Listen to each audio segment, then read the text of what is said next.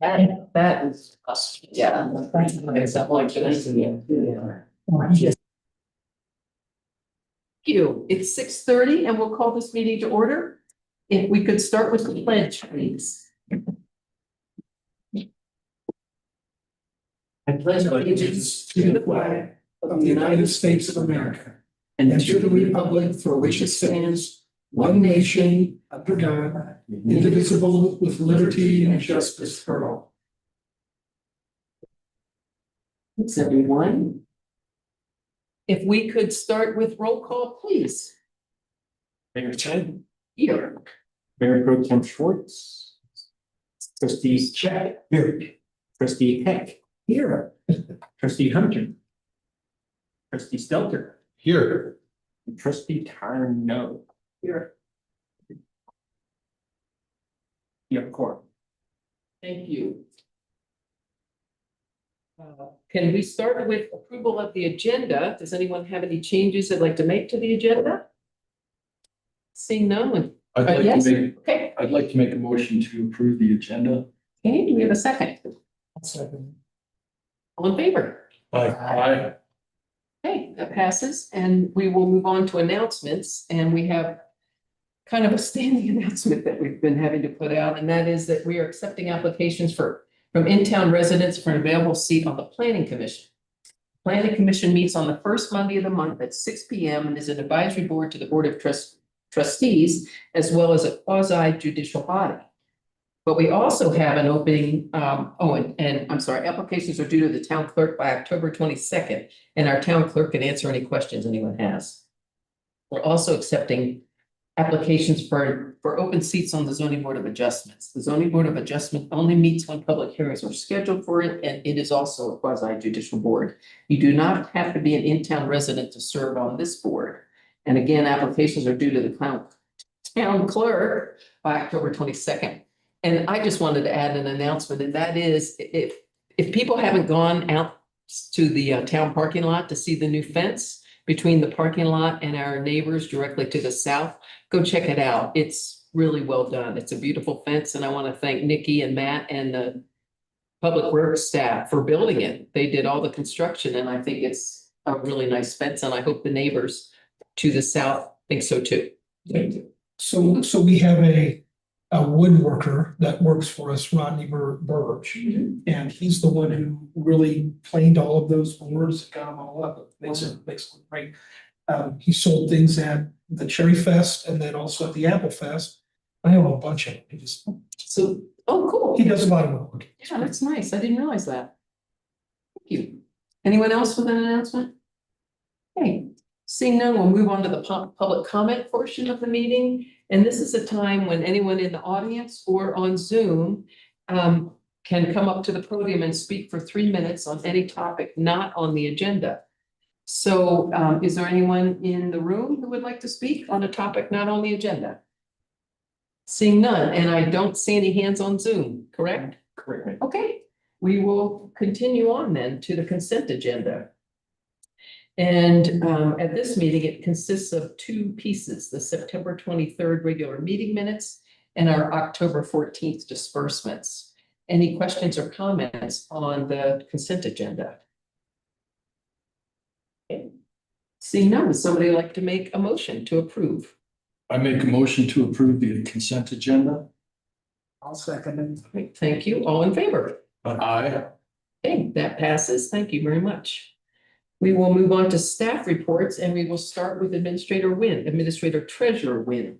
Thanks. The first thing that's in here is a memo from the town attorney calling about disrupting a lawful assembly, meaning like if it were a board meeting, a plan commission meeting, a zoning board of adjustments meeting, and what are actions, what actions can we take to keep those meetings moving forward.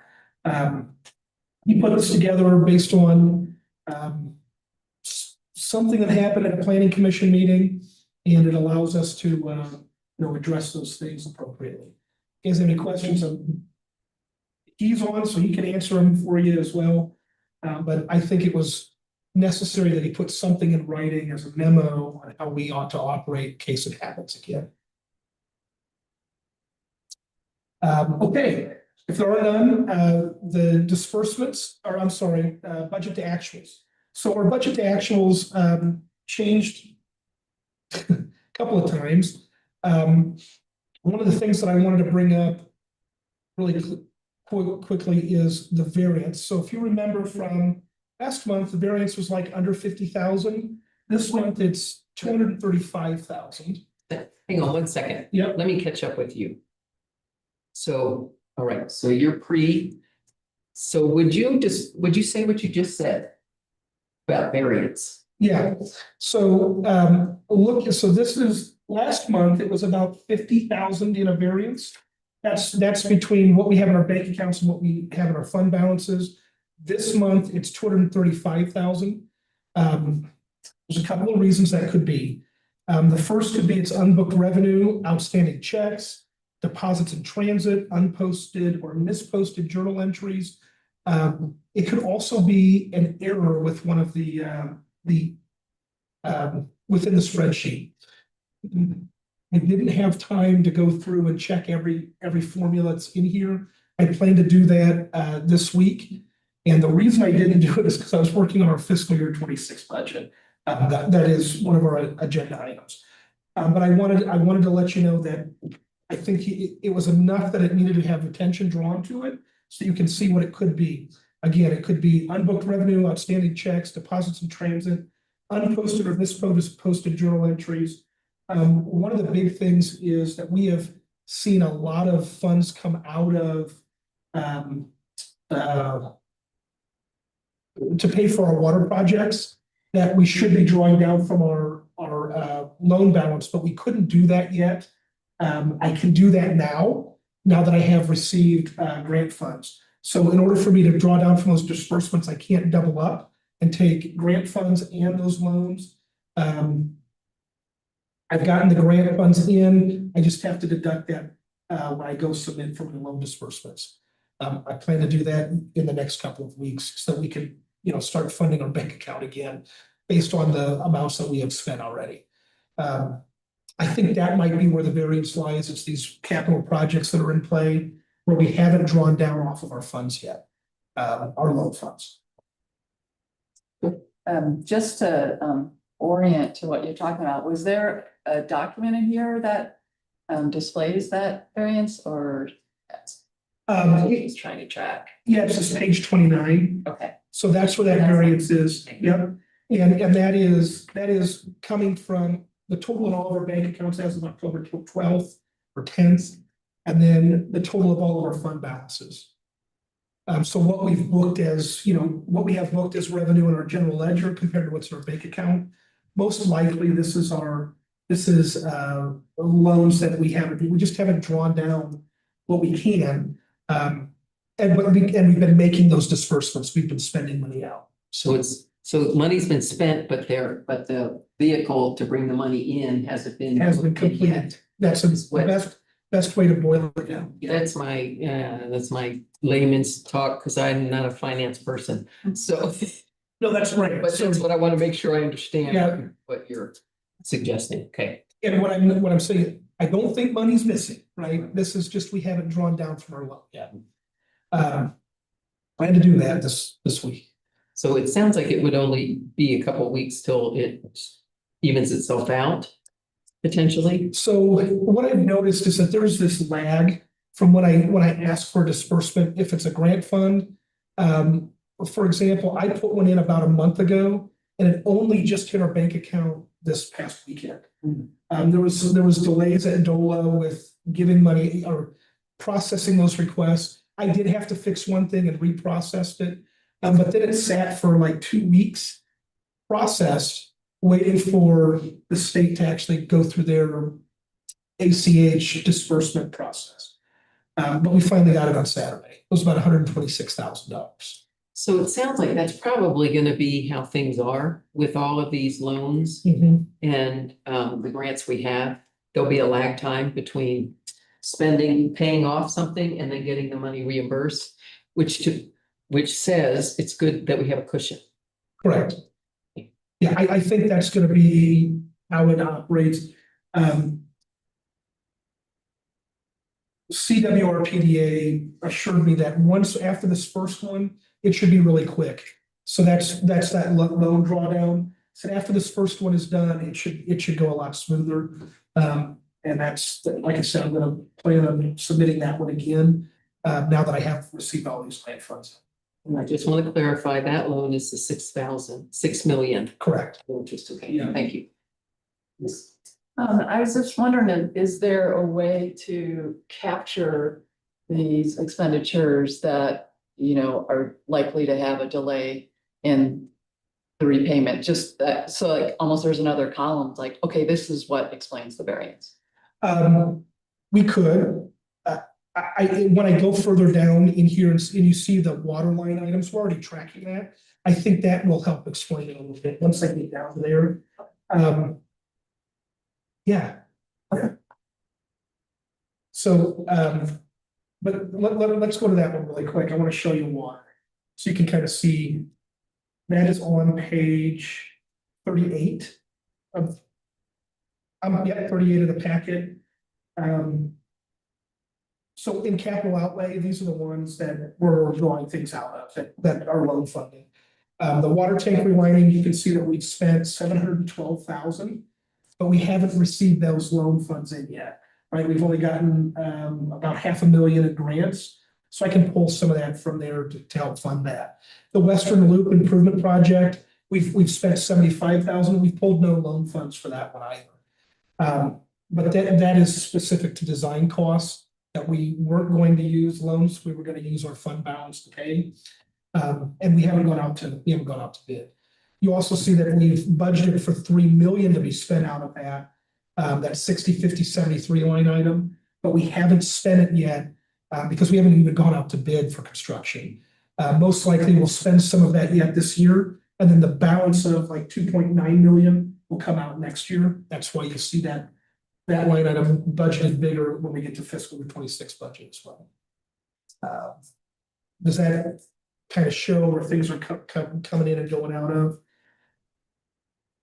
For me, I think it'll be good when we look at the budget to actuals that you point, just like you're doing right now, if you point out where, you know, where money in, money out. Yeah, And I don't know if you could footnote that in the future with a We little can. explanation maybe. sure. Because I guess I was kind of forgetting that we had decided that the 75,000 will come out of the town's budget and It's- not come out of the loan. Right, it was still design costs. Yeah. We had originally budgeted for those out of the 60, 50, 20 line item for professional services. But because it's a capital expense and it's still design, we're starting to bracket in a capital out. You can see on page 37, 60, 36, 25 is loan funds. You can see we budgeted for 5 million, but we've not drawn anything down yet. And so I think that's where that variance is really coming from. And so most likely next month, you'll see that that'll be funded with like capital bucks. So, because we want to maintain that cushion, knowing that there's always going to be some sort of a lag between disbursements. Because we are paying in real time. It's every 2 to 4 weeks, we're going to start seeing a drawdown or a pay request. And I mean, you saw those in disbursements as well. And you'll start seeing more once they ramp back up for the tank. But other than that, we are pretty much on budget within every department. Our biggest concern is we're ending, this beginning of the fourth quarter, and spending has really got to tighten up. So like office supplies, don't buy pens, wait till January. We have plenty in the cabinet, but there are things like that. We will have a major capital outlay that I processed today that you'll see on the next disbursements. It was for our cameras. So if you remember, we had budgeted in 26, we had approved in July. You remember that, but we had approved in July this camera expenditure. It finally got processed today. We were actually 90 days behind, so I went ahead and processed it today. I don't know where that lag was, but we did it. And then you'll see that on the disbursements They plan to come, is it next week to start cameras, or this week? Yeah, 22nd. so they're coming. And these cameras are not just here, you know, in town hall, but they're also out at the park to try to catch vandalism. They're also out at, the water plant, the wastewater plant. Other than that, like I said, we're pretty on target for budget. I did recognize, you know, Chief had come to me with an issue in personnel, his personnel line item. That he was worried it's gonna become over budget. He was right.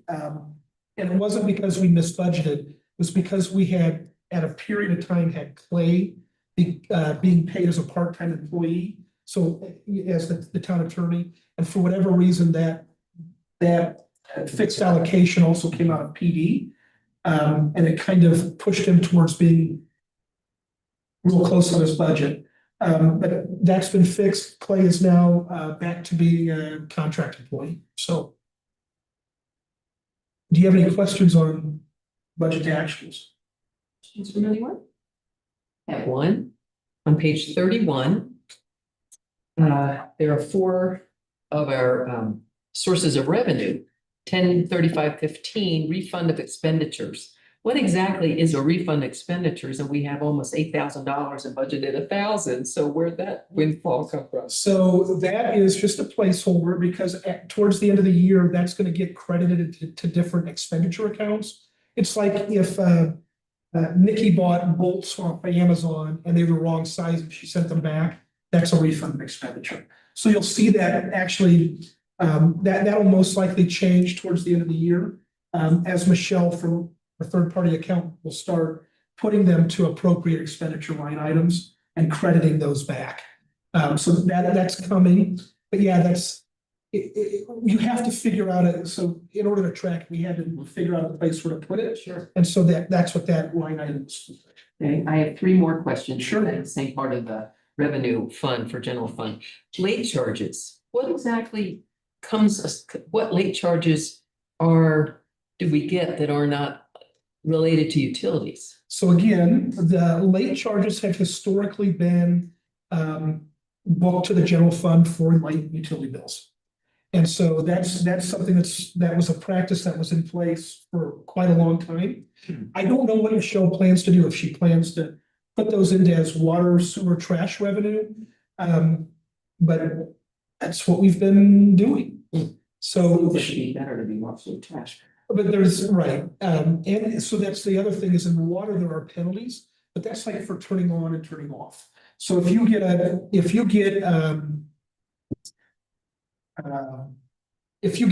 shut off notice and your water gets shut off, it's like $100 to turn it back on if you want to turn back on that day. And that's actually booked in water revenue. What's other income? That was budgeted for 1,000 and it's now almost 6,000. And that's 103506. Yeah, I can actually pull it up. I think they piqued my attention when I saw how much more. So how much more is in there? Sure. And if you look at the fiscal year 26 budget, again, I'm not budgeting big time for those because those are supposed to be like one-off things.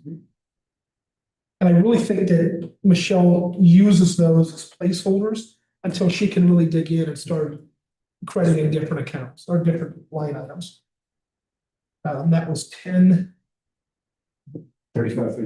1035.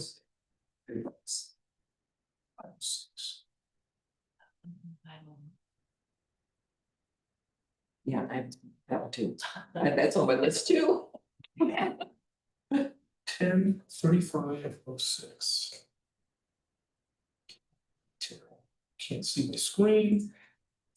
Are they updating for you right now? No, they already did that. I caught it 22 minutes before the meeting started. Okay, so this is, let's take a look. So this is Cassell. This like we don't use spreadsheets, right? This is our ERP system. Okay, so there was an overpayment, it looks like. We overpaid Column Software. So that was that's like our public notice thing. Yeah. That was a refund that came in. There was an online payment for a memorial. Okay. So that memorial wall, somebody wanted to put a plaque on, so that's what that $275 was for that. And then there was a refundable park deposit for North Fork Indivisible. And I believe that one came back out. Yeah, you can see we're debited and credited for $100. But the big one was that refund from Comp Software. Yeah. Okay. And what was you had another question? 3501. Yeah, 3501. Rents and royalties. Okay. So this is like if people rent this room. They like 40 bucks. We did have our share of our SBA tower lease was booked to here. A lot of this is for like just people rent. What is this? So they've well, 15,000 was for the P Hill cell tower. And it was a dismal amount until the Board of Trustees negotiated at 23 and got 15,000 a year for it. I mean, it was like 2,000. You guys weren't taking much in. If you saw this weekend, that tower, they had a crane up and they added the 25 foot, so now it's 75 foot. So So Verizon might get better soon.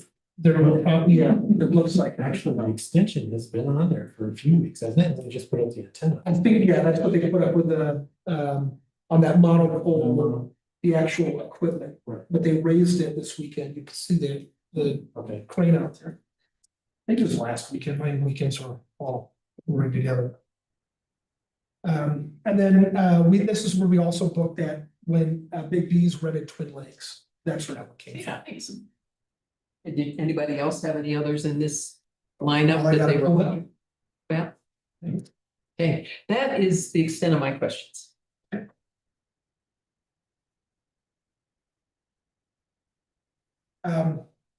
This is I think I pulled a new one in here for sales tax capital improvement. So you'll start seeing that, with this budget to actual, What page are you on? I'm on page 32. Thank you. So you'll see that, I started splitting some things out so that capital outlay didn't get added into the total general fund expenditures because they are now getting booked to capital improvement, so sales tax capital improvement. So anything for like 1041.73 through 1041.78, all of those things are now being debited to the correct major fund within the general fund, which is sales tax capital.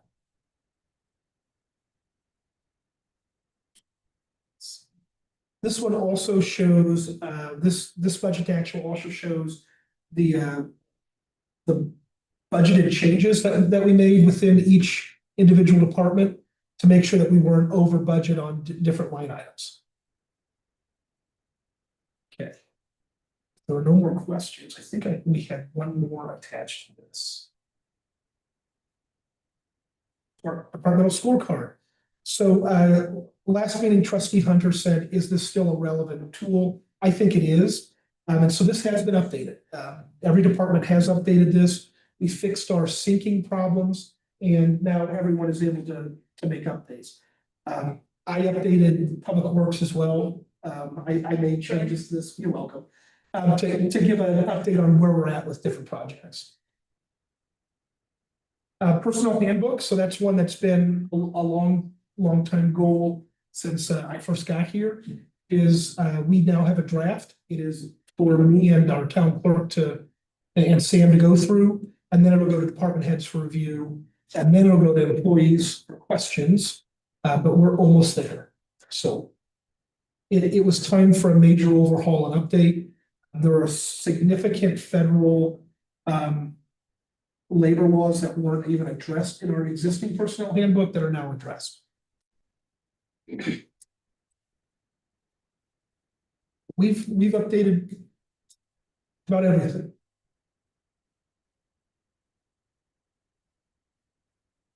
Can I ask before, are you finished with your oversight? Any other questions for Administrator Wynn on that? Yeah, I just wonder on the next item, the consecutive water systems, wasn't there a meeting recently with one of the systems? Is there anything to report out from that or? There is, and I think I put it in here. Let me see. What page is This it is on? page 43. Thank you. First meeting with Hidden Valley HOA on reasons why we need to be cautious when considering any deactivation as a consecutive system with CDPHE. We learned what their needs were and what their desires were. We're starting to build a framework. That meeting was considered somewhat confidential, because it's still negotiations between two. But we're working, so.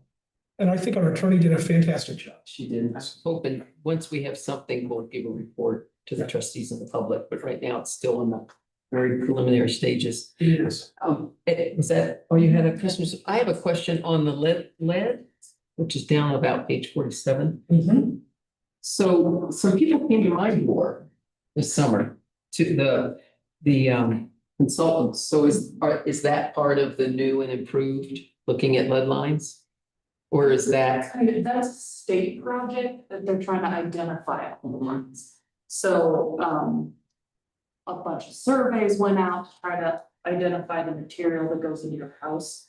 And we thought we had done it correctly. Turns out we have to pothole or dig 3 feet off a meter pit to know what your line is. So it kind of started over. So that's what they're working on now. Okay. So if you got another survey or if they came to your door, that was. Not recently. Was that Sunrise Engineering that did that? Yes, and then it switched over to, these people. Should be, well, it's probably the people who came and knocked on your door. If it wasn't one of us, No. it was one of them. Yeah. Okay. Thank you. So I know that Jordan continues to take samples from people. Oh, yeah, the sampling is, just our part of our monitoring schedule, but if anybody came to your door wanting you to fill out a survey or scan a QR code, ask you what your service line was made out of, that's a state project, that's not a pay-on-you project. And when you say service line, you mean from the meter to our house, which we had just changed out 2 years ago. So, you know what it is. yeah, we're good. So, and I'm just want to make sure that as I understand it, we are good. Yes. My house next door, which I should talk to you about. And well, they get to pick the address, so Oh, okay. only a certain percentage of our population, Okay, so that's okay, why they're very picky. yeah, thank you. Any other questions from anyone? I'm just curious about the Pan American street repair. I don't know if that's an item on here. Yeah. Street. It's the Okay, it's like, I don't think we've added it yet, but it is with our engineers. And they have started looking at the pipe that has already been purchased by Stewart Ditch to make sure that it will work. Part of the old 50-inch plastic pipe that they did, extending the ditch from Langmore Mesa around to where small potatoes was, or down that direction. One of those, it made the large PVC pipes, they're like 50-inch I pipes. think This that's is what they're 72. putting it, not an open ditch, this is the culvert that runs up our road, that's the only piece that we have Yeah. anything to do with. So it's still. I do about that. From the state or something for emergency repair. I did ask, and it wasn't a favorable response from Dover. They asked, we would have to make a really good case as to why we can't use our fund balance. And I took that as, you can try, but it's gonna be a no. But it is with our attorney, it's with our engineer right now. He didn't get to start working on it until Tuesday of last week. But it's not just the pipe that they have to look at, they also have to design the concrete. Exit entrance. Correct, yeah, just to make sure that it can withstand the weight and that it's not gonna cave in, it's gonna last. But it's still it is a task order for SGM, and they are in the process of designing. I told them to keep it under 10,000 for design. So I can approve it. Is your feeling with discussing it with Stewart Ditch in a shared cost thing? How's that? Did you get any feelings from them? They're here. We could ask, but They just want us. To do. It's on a road. So, But there's already pipe. there's already pipe purchased, yeah, and we're just making sure that that will work. There was some skepticism at first until they saw the, like the cut sheets from the manufacturer. And they said, this is pretty strong pipe, so. It'll work.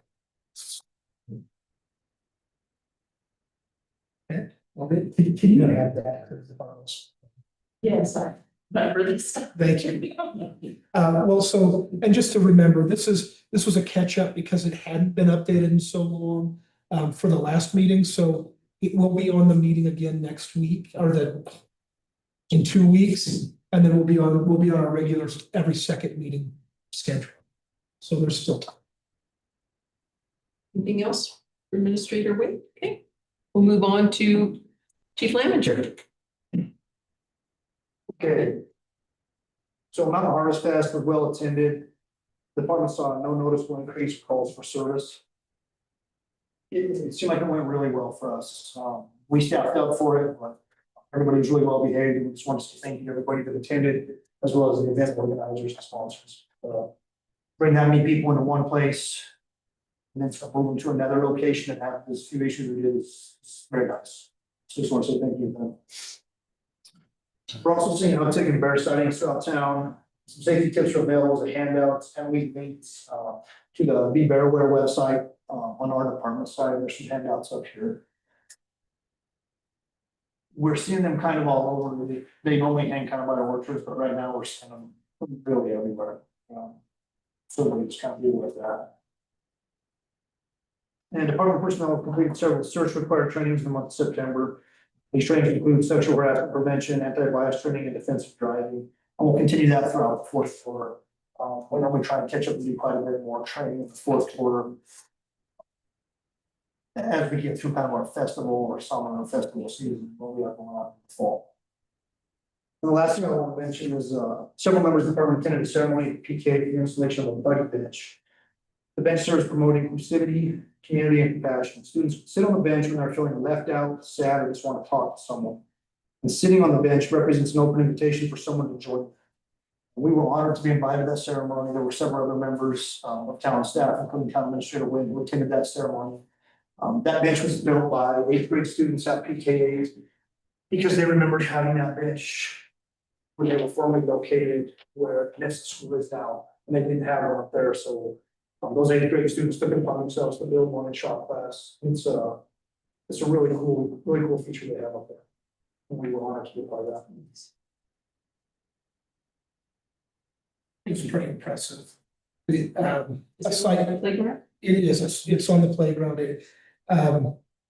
The two students that did it, learned how to use the tools from their shop teacher, but they watched a 9-minute YouTube video on how to do it, and they did it. With scrap lumber that they found around the school, it was incredible. I was really impressed, so. And that shop teacher, Sean Hannon, he really promotes those projects and he likes the kids to kind of take the lead on that, find what they're interested in, and do the initial research behind it. And then he shows them kind of how to use the tools that are necessary for that. So those projects that are going up there kind of match the language. They're very inclusive. Lots of different people. So I have to add that I just bought 2 pies that the special ed department is doing for Thanksgiving. If anybody wants to get pies, you just go to the office. Pumpkin pies. Yes. Any questions for Chief Manager? Okay. We'll move on to actions and presentations, with the first one being consideration of November 11th, 2025 Board of Trustees regular meeting. Who wants to discuss what's happening? I can do it. So the November 11th Board of Trustees meeting obviously falls on Veterans Day. So you can choose to reschedule a meeting to an alternate date or cancel it entirely for the month.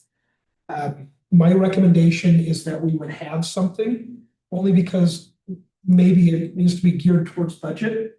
But that would be my recommendation. You can cancel it. That's purely your prerogative. discussion? Yeah, I think we talked also about having more work sessions for the budget. So I'm wondering, if we figure out what those are gonna be, does that help us decide whether or not we need a meeting or just budget work session? Are there decisions that need to be made on the budget? There will be things that need to be discussed because when we get into it, I'll show you kind of why they need to be discussed. But as far as making a decision, you won't do that until the final budget is, presented. So you were suggesting a workshop in lieu of a meeting, possibly? I'm just asking. I know we have more work sessions. Yeah. That we need. I just don't know why, what would be done at a work session versus a meeting. I would suggest, so knowing that we're gonna start seeing some things from our engineer for Stewart Ditch, we probably need to have a meeting scheduled. That way, because it's well outside of my approval limit. That way you guys can, see everything, make that decision. And then we're gonna have a budget amendment for the end of the year because this was an unseen, when we didn't know that we were gonna have a $150,000 repair that needs to happen. So that was not budgeted. So maybe it is, maybe it can be a dual purpose. Plus, I think it'd be good to have a meeting so we can approve disbursements, otherwise people vendors don't get paid. All right. And I'm hoping to send out our performance appraisal for Administrator Wynn That's too. soon.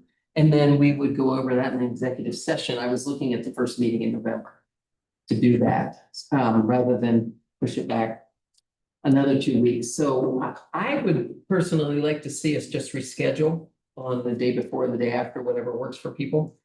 But have a meeting and maybe combine, because again, I don't know how long the meeting would need to be. I don't know what would be on the agenda necessarily, and maybe combine it with a budget workshop. So at least we're all getting together.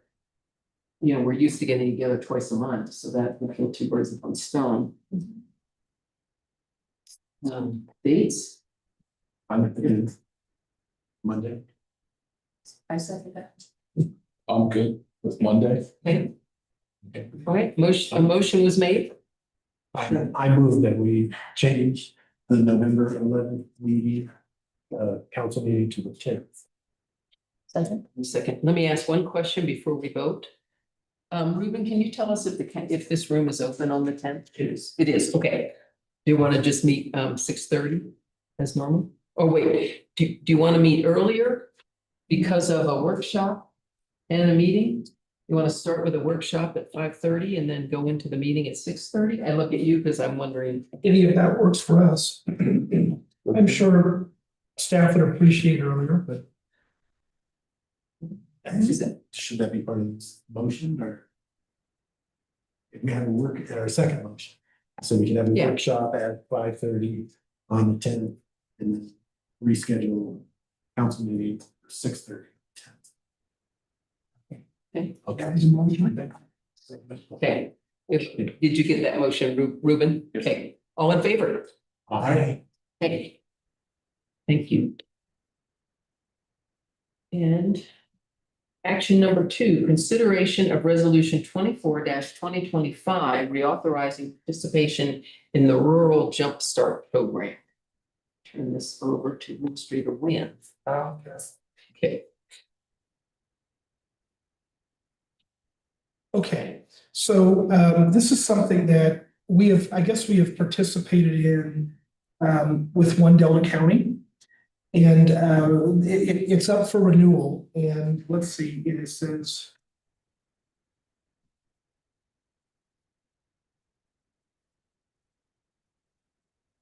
We haven't had any, so this is something that we haven't really seen. But it says that the town of Paonia hereby agrees to refund to the new business 100% of the municipal business personal property tax imposed on all new businesses that are approved by the CEDC. So that's the Colorado Economic Development Commission, to participate in the Rural Jumpstart Program. We haven't had any businesses that have received that refund or that have received any sort of approval from the CEDC. But it's our participation would help. It's meant to jumpstart and bring in new businesses to our rural communities. Yeah. I think Hotchkiss is already, they're doing it as well. Trustee Turner? Yes, it looks like what we're doing is just reapproving what we had. Is there a reason why we need to? It expired. Oh, it did. So the last, I think it's a 5-year, was it a 5-year approval the last time? And so we've got to do it again. Trustee? Is that development guy, was that part of One Delta? Yeah. So we're basically his salary. That's fine. I don't think it's his salary. I kind of don't. No, so it's Cost. right, yeah, so this would be this is only as it were, if it were a new business were to come in town. Rather than charge them for all their desks, chairs, laptops, computers, everything. What you do for personal property, they get that as a refund. So 100% of all of that personal property tax gets refunded back to them. It's meant to help new businesses get a jump start in our community. And only if they go through this program, Correct. which there's a lot of hoops to jump through, and basically, I don't think anybody is gonna do that. So think of it this way, if we were to bring a manufacturing facility into Paonia, that manufactured sandals, right? We bring chocolate back. All of their equipment, all of their sewing machines, everything that they would use, all their heat presses, that's all taxable personal property. If they came in, were part of the CEDC program, they would get that as 100% refundable. It might be on a diminishing scale, where the second year it's 80%, third year, so being able to participate in that program. We have none. It would be nice to see something come in, but we don't have anything. And to answer your question about salary for Greg Pope, who's the executive director of One Delta County, we actually pay dues to One Delta County to participate in that economic development process or program. So part of that is their dues, but there's also they get something from like some sort of tax as well. Okay. So Do we have any say on that committee at all? I'm on it. So, that's enough. Trustee Stelter was on it, and then I'm on it. I haven't been able to attend a meeting in several months. But I can start bringing you guys things. Trustee Stelter? I had to look this up because I was kind of like, what is Jumpstart? So what I found is that if a business qualifies, they can receive a grant of up to $15,000. And total available is $630,000 up through June 30th, 2028. And the tax benefits stay in place up until December 31st of 2030. And yeah, there are a lot of hoops to jump through. And things like they can't be wanting to open a business that's already in the vicinity, like, if they wanted to do a coffee shop, they wouldn't qualify because they already have a coffee shop. So, just to make it simple. So it seems like it's pretty specialized, but it's a program that could help somebody who does qualify. Yeah.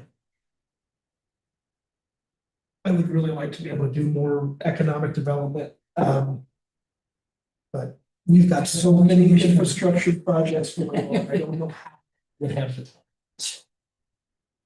I think that's the foundation, right? We get the infrastructure taken care of and then maybe business follows. Sure.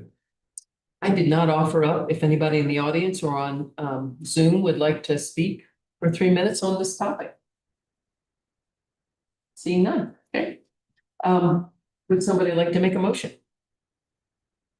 I'll move that we approve the resolution, reauthorizing participation in the Rural Jumpstart Program. I'll second that.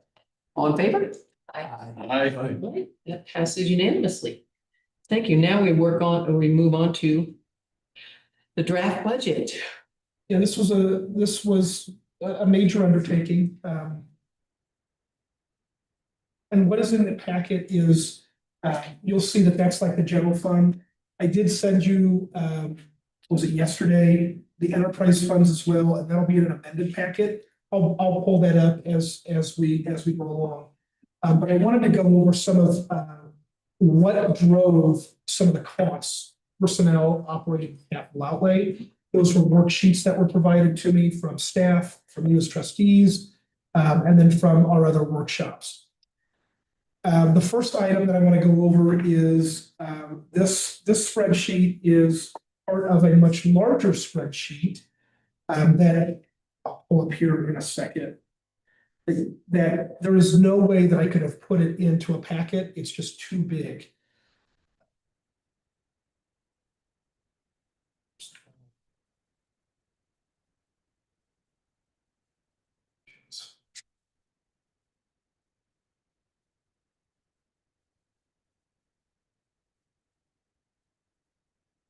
Hold on.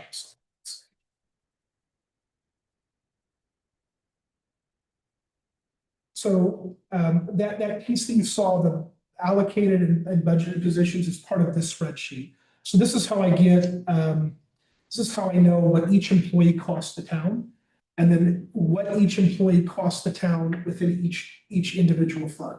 So we have 4 major funds. We've got the general fund, we've got the water enterprise, the wastewater enterprise, the sanitation enterprise. And all of those costs are tracked in this spreadsheet. I do this to help with budgeting. And yeah, that bottom line is, what is our personnel cost, for each individual employee? So I can pull up, let's just see if I can pull up lead utility operator. So with that lead utility operator, he is pulled out of 3 different funds that make up his salary and benefits. And those 3 different funds are the water operations, wastewater operations, and sanitation operations. For example, Jordan also has a CDL, so he's able to drive the trash truck. He's one of our substitute trash truck drivers. He can drive any of our vehicles that require CDL. So he's paid a portion of his salary out of that, out of sanitation. He is made up of 45% water, 45% wastewater, 10% sanitation. This budget also shows a total of 5% increase, and that's at 2% COLA, but then up to 3%. And so for budgeting purposes, everyone's salary and benefits were based on a 5% increase, which was 2% COLA, but up to 3%. I have to go with the worst case or most expensive scenario, which is that 3% merit. If everybody were to get that, what is that going to look like? We need to make sure we budget for it. That's how this budget was. Did you have a She report? was hoping you would just skip over her. She did. I was gone for having It's some, okay. I'm so sorry to interrupt. interrupt. Yeah, I totally forgot you, but I picked up what you were laying down. So, sorry. keep No. going. She was out. She has reprieve. So for example, even though, his salary may not be 113,000, because we pay for there's an employer portion of benefits and we budget for overtime, right? So I'm budgeting for overtime, for that to come in. So it looks like he makes 113,000, but he doesn't, right? That's what the employer costs. And so we also got to think, we're also looking at FICA, the employer share of FICA, the employer share of unemployment tax, the employer share of med tax, workers' comp, and the different rates. And you'll see like for the lead utility operator, these are what I just highlighted in gray. There's different workers' comp rates for him because as a wastewater operator, it's a little bit less than being a water operator. But as a sanitation operator or somebody in sanitation, it's much higher. And it's based on risk, and we get that from our CIRSA, from our risk pool. But this worksheet is how I'm able to see what that cost would be for each employee. So now that you've seen the much larger worksheet, I'll go back to the other worksheet to kind of parse out just salaries on that one. So. Okay, so for example, for me, you can see my current salaries on there, 125,000 split up between 4 different funds. There's the general fund, the water fund, the wastewater fund, and sanitation operations fund. And just to give everyone like that crash course, general fund is made up of taxpayers in Paonia town limits.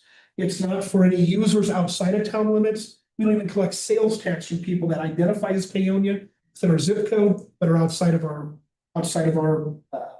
corporate boundaries. So this is only made up of those people within town boundaries.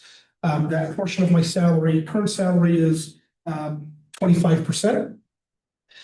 I spend a lot of time with utilities, so that's why they have the lion's share of my salary and benefits. Water at 35, wastewater at 35. Lately, I'd spent a lot more in trash than 5%, but that's not, I don't anticipate that to go on for a long time. And so you see that that's 5%. I showed you with this spreadsheet kind of the least expensive scenario all the way up to the most expensive scenario. And what I budgeted for in the draft of the fiscal year 26 was in the middle. So that's at 2% COLA, but up to a 3% merit for every employee.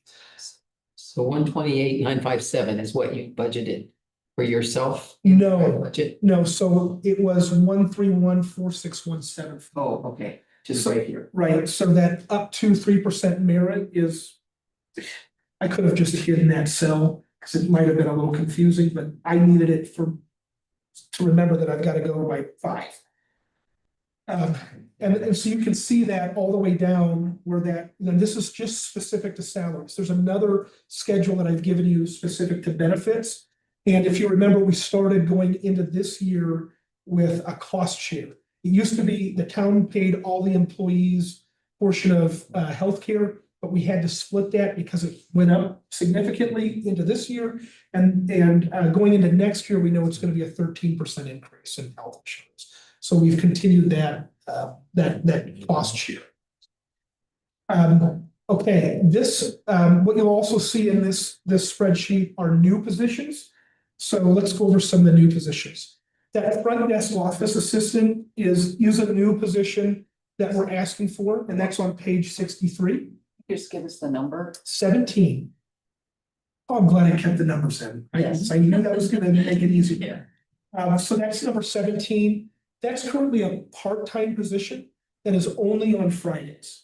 And we are seeing a need for somebody to be here that one, not only answers phones, operates that front desk, takes utility payments, but also can help me to organize my calendar. So when that phone call comes in to say, hey, we need to have an appointment with Stefan, can help to look at my calendar and put something in. That's a new position that would go from part-time to full-time. The project manager. So this one, I've kind of already prepped Nikki that it may not happen because of the cost. So it is a 2-year contract with possibility of a 2-year extension. Static salary, and that's why you don't see these increases being proposed. It is a static $60,000. The cost is so much for adding that position that it would be a really nice to have, but maybe not necessary. So what we're doing is we're going out for an RFQ for Fifth and Grand, which is for construction management. And part of that construction management position can be paid out of the federal grants that we're receiving. And so it wouldn't hit our general fund or our utility funds, but they would do things like making sure that we have certified payroll, that we're following Davis-Bacon wages, that they're doing the one-on-one interviews with each employee that's out there on that construction site, that they're reviewing pay applications as they come in and coordinating with the engineer to make sure that that the quantities match up to what is actually out on site, and that they're doing materials testing. I think that having that, not just for that project, then also for our 2 other water projects that haven't gone out to bid yet, Western Loop and our raw water metering, having that construction manager do those kinds of things will be a benefit.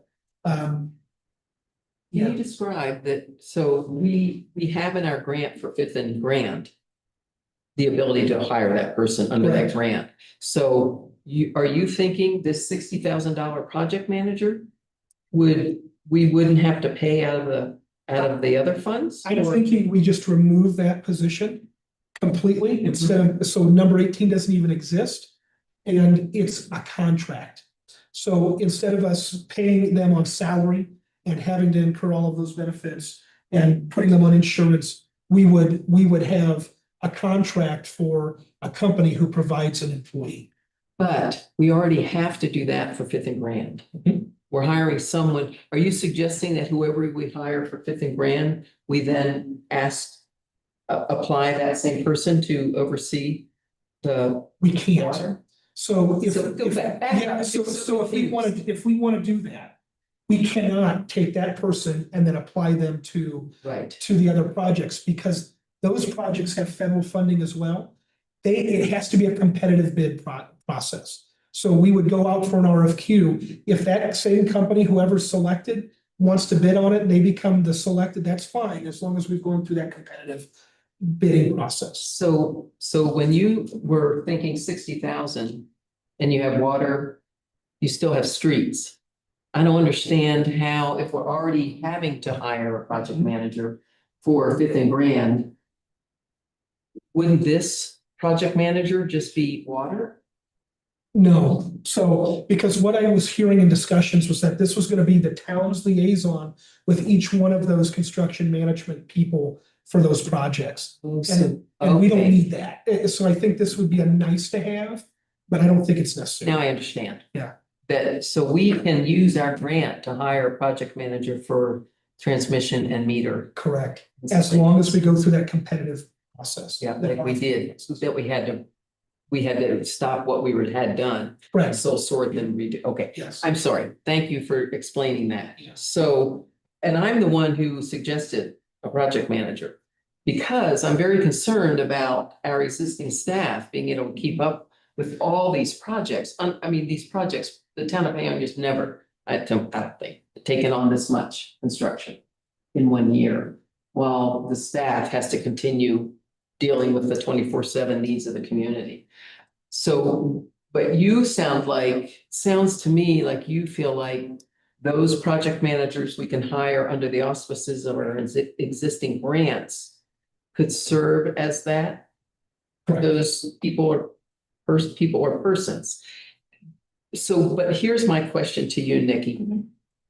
Knowing everything going on, do you feel like you and your staff will have time to be in contact with these three project managers? Yes. Does that make sense? Does the question make Like it sense? would, well, you mean Jordan. Oh, So yeah. that would be in contact with those two people. Mhm. And then it frees us up to keep the everyday maintenance going as Yeah. well. So that's the big thing. Otherwise, it just overloads Jordan. And then. But we're gonna have these people anyway.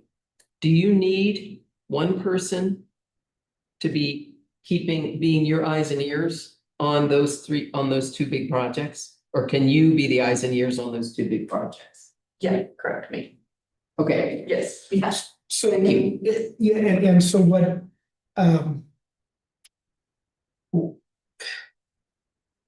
first, Public Works has to get fully staffed, and then I think it'll be much easier for Nikki to handle these things. And so I think we have somebody starting tomorrow.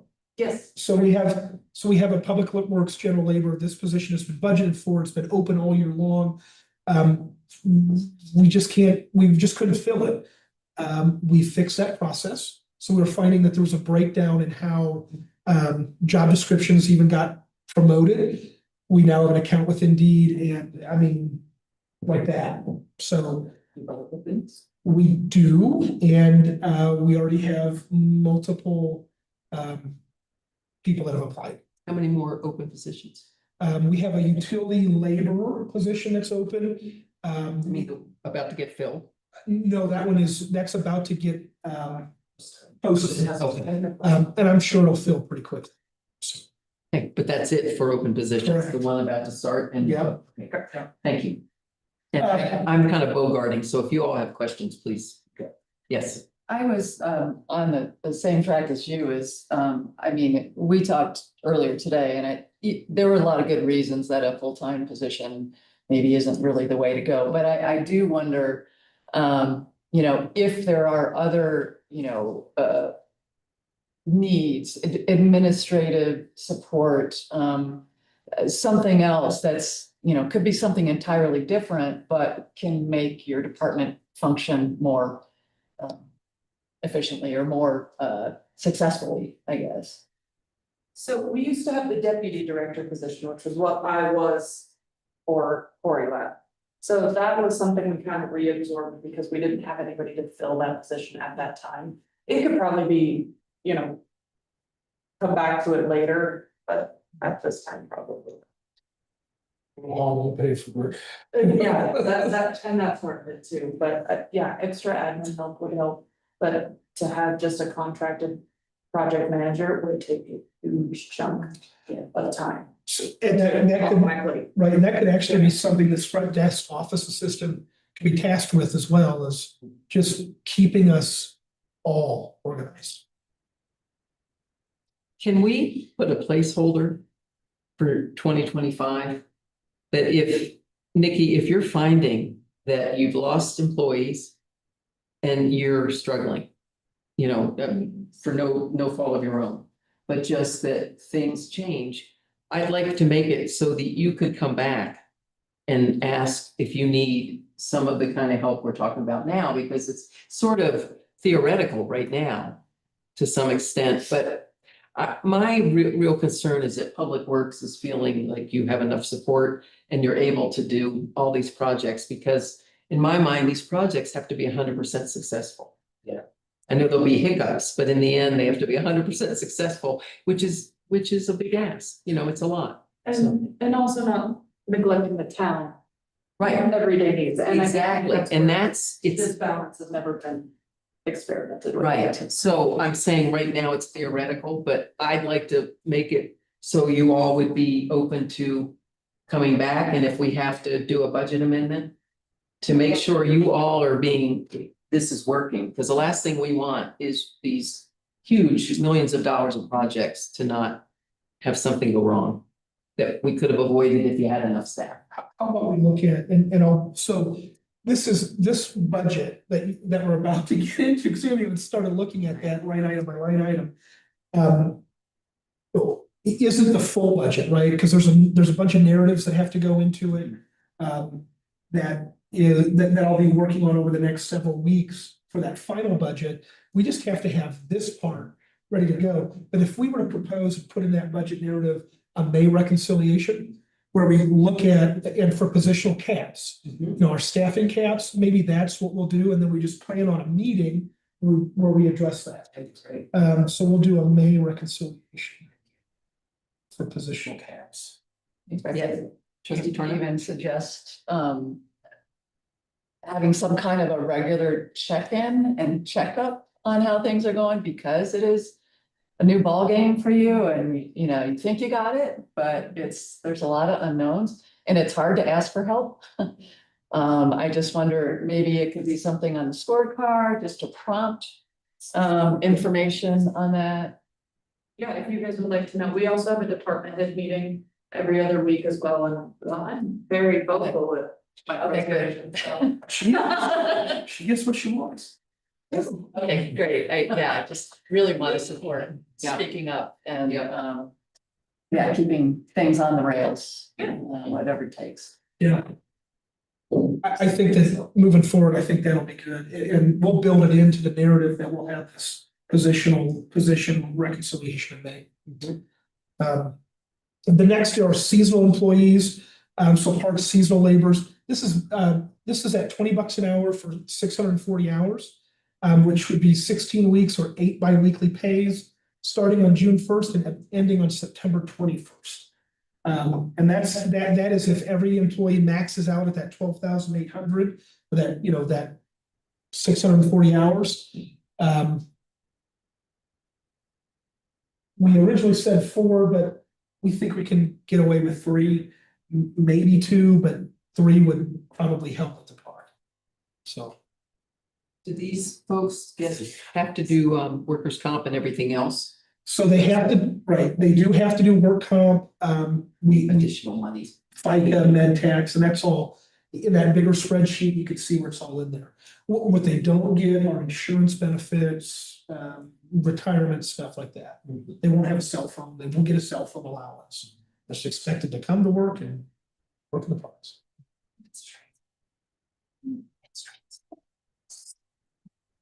Give them a small. Yeah, sorry, Yes, that's okay. Go ahead, sorry. This may be too far out there, but I wonder if there's a way to perhaps create an entry point for like high school graduates. I know there's Ben Graves has some groups, the Wilder Bunch, you know, and they're kind of getting some more worldly experience and getting some exposure to job opportunities. And I just kind of think that if it's possible, to try to explore something like that and offer our local youth. And I think we've talked about interns and things of that sort as well. Just get them here. Yeah. I think it's a great program. It would be a great program for even a junior or a recently graduated senior. So, Someone's else. Yeah. Was there something with insurance with that, though? They had to be 18 to run any of the equipment or be on the equipment. So that's where we were kind of limited, but I don't know. I'll have to check. I don't think it was for like weed eaters and lawnmowers and stuff, but for driving Let's drive vehicles. the UT, we'll check on it. Yeah. Maybe another ATV, but I'm not pictures. Oh, boy. Okay, the PD. So this is where, you know, I heard that there was a desire for like a code enforcement officer. And so what we've presented in this fiscal year 26 budget is what we call a community services officer, where 30% of their time would be paid out of the admin department for code enforcement, and 70% would be paid out of law enforcement because they'd be another post-certified officer.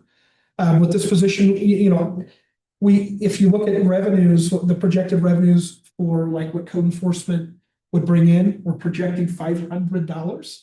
Not a lot, because the point of code enforcement is really compliance, getting somebody to, you know, bring whatever is deficient into compliance with the code.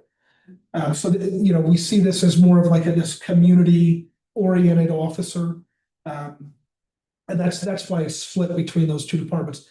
Reporting to chief, don't want anything to do with it. But, you know, doing that kind of stuff for code enforcement. And that's kind of how we've presented that. Okay, and then total salaries by allocation. So this is where each department, so that first section, and I broke it down by current low, mid, and high. That mid is made up of that 3% up or 2% COLA up to 3% merit. The high was 2% COLA, no, 3% COLA up to 3% merit. There were, as I said, with communities all across the state, they ranged anywhere from no COLA to only merit but the majority of them were doing at least a 2% COLA.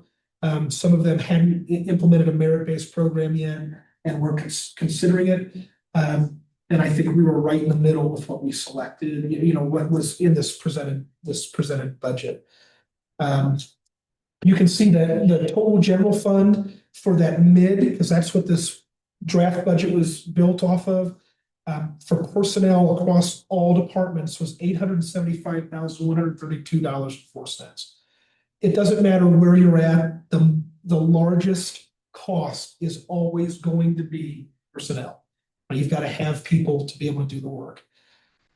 And then you'll see that each enterprise fund has various levels of personnel costs associated with them. The total personnel expense across all funds is just over 1.7. And for what time period? This is for fiscal year 26. For the whole year? Yeah. Okay, benefit costs. And I'll start by going to page 68. I did this because it breaks down by each employee, what each employee is expected for their benefits cost. But I wanted to show you kind of the breakdown. So, 80 right now for, oh my goodness, I think it cut off some of it. It did cut off some of it. For each different piece, what somebody chose. If they chose PPO 7, it was, employee only, it was a 90-10 split. So instead of just the town picking up everything for the employee, it became 90-10. Which means that the employee is expected to pay $88 a month. So these aren't by paycheck, these are monthly expenses. PPO 7 employee only was, the proposed is 88, the town's monthly contribution is $792. It used to be $697.50. You're now scrolled up, okay? I'm starting to go up, yeah. Dental, for employees that chose like dental plans with family, that increase that we saw from CBT, the employee is absorbing all of that cost, that additional cost. Vision didn't change at all, so that's still the same kind of split. Let's see for PPO 7, employee plus family. So the employee was currently paying $379.80 a month. The proposed is going up to $431 a month. The town's contribution or employer contribution for employee plus family was $1,519.20 a month. It's going up to $1,724. I mean, these insurance increases are pretty salty, expensive. And that's something that we're seeing, as they said, that this was an increase because after COVID, more people were starting to use health insurance again. So this is what they said as a reason for the increase. I've talked previously about what EQs, experience quotients, and so that pool wide, that CEBT trust pool wide, we're seeing an increase in people using their health insurance. Using it. So that's what is driving this cost increase. If we were to go out to like the private market and get out of the Colorado Employee Benefit Trust, they would never touch these costs. It would be so much higher. So that's what's driving the benefits that we're going to see shortly. So for us to be able to see, we need to look at the two most columns, which is the current cost. And then what is CEBT is going to charge Correct. for each of those, like PPO for the laborer, $697.50, $880. Right? Yeah. Wait, but So the two far right columns, that current total cost and proposed total cost is employee plus employer. If you really want to see what the town is, projected, it's that highlighted column in yellow. so what we are not seeing is CEBT's raised rates. Are they embedded in this? They are. How are they, how do we see those? Thought I included them, I guess I didn't. I mean, maybe they're there and I'm just not reading the table correctly. No, so let me pull it up.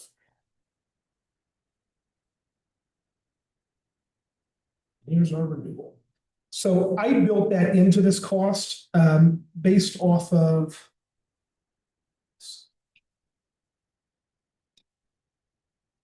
So we got our January 1st, 2026 renewal, and you can see, This would be good to share with us. yeah. So here we are. This is not this one. Here we go. So this is specific to us. So we use PPO 5 and PPO 7. We currently have nobody that is elected PPO 6, so we're getting rid of that option. And then they had another option that we're going to allow people to choose, but it's about the same cost as PPO 7. What is it called? Is it numerical? I don't know. Oh, so it's not necessarily easy to see, It's not. somewhere like between something or other? Yeah, so here's what I had to do when I went through and started building that worksheet. So like PPO 7, employee only, that's what that far left EE only. If you go down to PPO 7, you can see the current cost is $775. The renewal cost is $880. It was a 13.5% increase. Hang on, I just want to see this, so if you share this with us, I know what to look at. Yeah. So you're PPO 7, PPO 7, and you go all the way over to employee only, EE only. Because that's what most of our employees choose. EE only. EE only. So that current cost is what we're currently paying a month total. And then the renewal cost is what is proposed to be total for employee and employer. Okay, The other ones that we have are PPO 5, employee plus family. And so that cost was $2,240. That's going up to $2,542. But remember, that's split between employee and employer. it's all 13.5%. It's all 13.5% across the. It's not cheap. Okay, so that's our second biggest personnel cost for benefits. Still cheaper than the marketplace. For our employees. Okay, so that's what was driving, okay, then the next attachment was the strategic plan. This may have some minor changes, but this was something that was put together for fiscal year 25. For the most part, it's going to stay the same. We're really not going to change any of our strategic, our pillars, our goals and our strategies. We're really not going to change those. We're still matching our capital improvement projects to these things. We're trying to match like our COLAs and our merit-based to, this goal, be an employer that attracts and retains dedicated staff, passionate about Paonia. And then everything else ties into like pristine infrastructure, critical facilities, transparent, secure, and accurate financial and administrative systems. It's utilizing our ERP to everything to its largest potential. Safe and resilient community. Communications and record management. That's why we've invested in Laserfiche. We're starting to use that digital repository for all of our documents. Okay, the next are budget worksheets. So like these were the worksheets that you as trustees provided. It helped to inform this draft budget. We've already gone over this. I just wanted to include it in a packet that's for board members and for the public.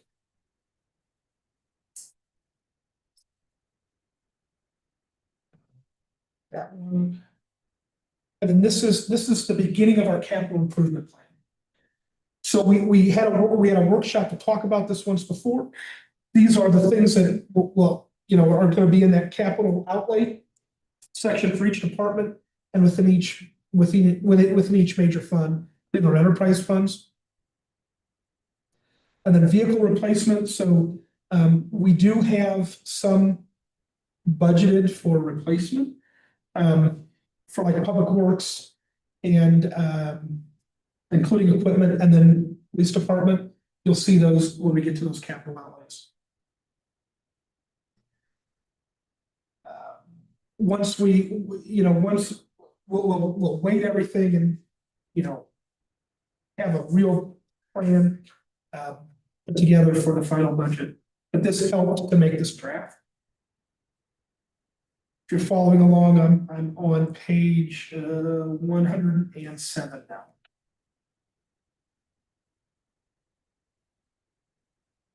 Let's see.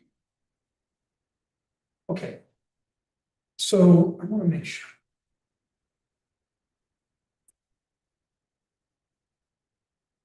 Okay, so this was revenues that are coming in. I do have narratives for each individual line item in the general fund for a deeper analysis of where we're gonna see those projected revenues. Property taxes, we recently had a reassessment, so we'll see those coming up this year, as we saw in fiscal year 25. So we're not gonna see much change. We haven't had much growth, right? So I think it's every 2 years they do a reassessment, which means 26, we'll see another reassessment for 27 and 28. We routinely give all of our building permit information to the assessor's office. That's why it was really necessary for us to put into our ERP system building permits and start tracking them, because there's a value assigned to those. You know, what new value is going to that property so that they can be assessed appropriately. For years, it wasn't being done, and we've only recently started doing that. It's a way of protecting our revenue.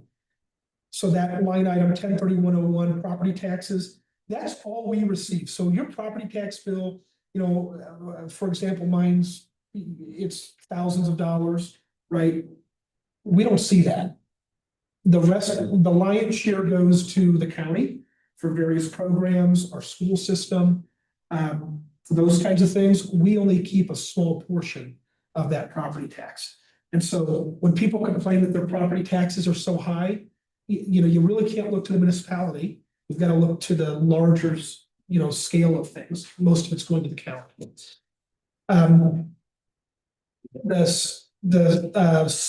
It's not special option. It is specific ownership auto taxes. So those are like, if you've bought a car in the last 5 years, you're going to get taxed on it. And we do see some of that revenue back from the county that's collected. Sales tax, town, that's our lion's share. That's what makes up the most of our revenue for the general fund. We're anticipating, based on receipts that we've already received, if we continue on this trajectory, that when we end 25, we're going to see 550,000. It's a modest increase going into 26 for 560,000. Sales tax county, this is that portion of sales tax that's collected from the county that's passed through to the town. We're going to see that stay about the same at 150,000. Sales tax, state marijuana. We've seen this drastically go down. And so we're anticipating it to continue to plateau and stay about the same. We'll see about $4,800 coming in. Cigarette taxes. Surprisingly, this one also goes down. If we annex Stop and Save, well, we see that skyrocket, but we haven't. So we're going to see that go down as well, probably be around $890, even though we're projecting $950 for the end of this year. The next one is our franchise taxes. So these are things like DMEA, Elevate, Black Hills. They fluctuate based on customer usage throughout the year. So for example, Black Hills for the last several months has been hundreds of dollars instead of thousands of dollars. And it's because not many people are using natural gas. We'll probably see that in the fourth quarter go up again. Another thing is TDS Telecom. Since they've been bought out by Elevate, we may see a modest increase in this franchise tax based on users going up, because we had different franchise agreements with different utility companies. So I assume we'll see that go up just modest, but we're budgeting like it's going to be going down. We're budgeting for 53,000, even though we're projected to hit 55,000. Penalty and interest, again, see, this is one we talked about in the budget actuals. We're going to see that it should be a couple $100. It shouldn't be thousands like we're seeing. Delinquent tax, I never budget for this because it's nice if it comes in. That's if you didn't pay your property taxes, you got a lien letter that they're going to tax sale, and then let's say you pay it. That's where that delinquent tax, where we book that. It's from like a previous year's property tax. Abatements, we have no abatements, right? That would be like kind of similar to this jump start. If we were having abatements that all of a sudden are going to start paying, again, we don't have any new operations coming on. The marijuana occupational tax, this is new to the general fund. It sunsetted in 25 for those marijuana occupational taxes to only go towards capital improvement projects. In 26, they can go into the general fund, and we need them to supplement our revenues. So in order for us to continue operations, so I do want to point one thing out. So what Nikki is doing is we're probably going to have to do a budget amendment because she is showing what it will truly cost to keep services where they are right now. So she's been scheduling things like leaf pickup, curb painting, sidewalk repairs, all of those kinds of things. And then the stuff that's needed at the pump, wood chips, cleaning, bathroom stuff, repairs, maintenance things. She is not just trying to go on the shoestring budget. She's been showing us what it actually takes to make these services happen. And so keeping that marijuana occupational tax in our general fund is absolutely necessary unless we raise our millage rate, find another way to bring in additional revenue. We need it. So. What you were just talking about with Nikki getting the actual cost together, those things were getting done. Sort of, not to what you want to see. Okay, they were getting done, but now we're just accounting for them differently. It was more of a Band-Aid. If it needed to be done, if it was failing, then we would go touch it. But we finally got on the schedule of like cleaning each street, trying to hit all the trees that are, hitting people's cars. Things of that sort, like a true maintenance schedule and to get us up to speed. And then the other question was, I know we have seen that there may be a ballot measure under discussion about the transaction fee versus a different taxing format for sales, which we don't know where that's gonna go. Do we have any, is there any, like, in the work that's been done on that so far, any sort of, way to calculate, what are the transaction fees now? What if it was taken away and there's gonna be an 8% tax instead? Is there any way to look at potential revenue? So based on the transactions that we've seen in the volume, I would say that number right there would probably be cut in half. So instead of it being 62,300, we'd probably be closer to 35,000. So, but that's only based on that one sheet that we had a couple meetings ago. Comparing these Hodgkins. I did. Yeah, right. Okay, good. Yeah, so, yeah, depending on when that ballot measure would go through, it has to go through a special election. And then when it would become activated, we may get through fiscal year 26. Okay. Before something would change. Okay, liquor license, and I do want to say Nikki has put things on schedules for the first time in Public Works, and I think it's been something that's been needed. We are approaching fully staffed in Public Works with these positions that are going to be posted, and then the person that's starting tomorrow. So to see what that actually takes, I think is, yeah. Instead of getting complaints all the time, they're fewer, and we're getting praise. So for things that Public Works are doing, that's huge. Outside of like water repairs. Liquor licenses is about going to stay the same unless we see some new operation come in. I don't anticipate that. This is just maintaining what we currently have. Miscellaneous permits. Think of that like an excavation permit. We do get them. Right, and I think that they're going to be about $5,800. Building permits, I think we're going to see. I think my projected number for 25 is low, because we still have some accounts receivables that need to come in, but they haven't been booked yet. So I think we're more on par with being 40,000. I will say that Jason, our City of Delta building inspector that we did that IGA with, in September. We had no inspections, so they didn't bill us for it. And that's part of the IGA. If they notice that that he hasn't spent any time out here for inspections, they won't bill us for that month. So that's nice. Schum's Coda bills us as things are sent to them for plan review and for, for reviewing those permits. So I think 40,000, which is meant to only go towards recovering the cost of somebody's building permit, I think we're gonna see that be about 40,000. And based on what we're gonna see in the hydrogeological study, it might be more. Special reviews, we don't get many of those. We don't get many of those at all.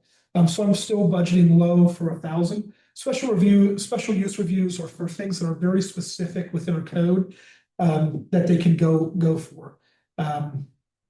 One of them that's coming up soon is, we do have an application coming up, but it's because it was a planned unit development, it's gonna require a special use review to change that planned use development. So that's coming. That's something, it's like $500, right? If you're gonna try to do something. Zoning verification, administrative reviews, there's a lot of people that have been asking for that $50 zoning verification letter. That's something that we do to say, here's your property. If you're wanting to sell it, here's all the information about zoning for it. They're $50 a piece, and people have been using them. I think they've been attaching, some of the realtors have really been attaching them to their listing as well, so that somebody that's interested in buying can see that and know what they can do in that property. Bid inspections, chiefs guys have been hitting those out, and so they bring us additional revenue there. We have pre-application meetings. That's for like a planned unit development, or after somebody has already met with me and they've changed their plan 16 times. To date, we haven't received anything for those, because that first hour of my time to go over an application we don't bill for. But anything that would require additional time, and again, that's like if somebody changes their idea for a building permit a bunch of times, that's why you hire an architect or an engineer, so you don't have those changes. Special event permit fees, we're budgeting modestly for those at $3,500. And then the marijuana licensing fees, that's for our establishments that's that license for our 2 operating marijuana dispensaries. Can you go back to the pre-application meetings? You didn't budget anything for it. Is that because you think they're just aren't We're gonna? not gonna see any. Okay. So if we do, like, I haven't, that was the big thing. If you saw social media, he charges for his time to come in. No, we haven't, look, in 25, nothing has been received yet. Even though we adopted $1,000 for this year, nothing's received. Okay, HUTF, highway user tax, that's a fixed amount. We know what we're gonna get from the state. They hardly ever give us more. But that's what we're expected to get. Those motor vehicle taxes, those are 2 specific, like they're ownership taxes that are put on based on the year of your car. Severance tax, so we are still getting some severance tax. That's from, is that oil and gas? I think that's oil and gas, coal, that's coal. No, right, and then the mineral leasing, we are still seeing some of that. I mean, coal train goes through town 2-3 times a day. Court fines, we're seeing those go up because we're really utilizing our muni court a little bit more. And I think that's also a testament to our police officers who are, writing things into muni court after they've exhausted all other remedies, and there's still some sort of fine happening. Can you go back to Road and Bridge? Oh, yeah. Thank you.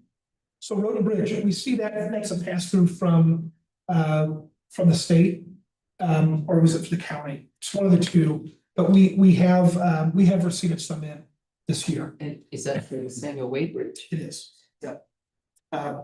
That is a pittance compared to what that is going to cost. So we're currently working on a grant because it's not just the road surface that needs to be reconstructed all the way down to the deck, but with the latest report from 24, it was a support structure as well.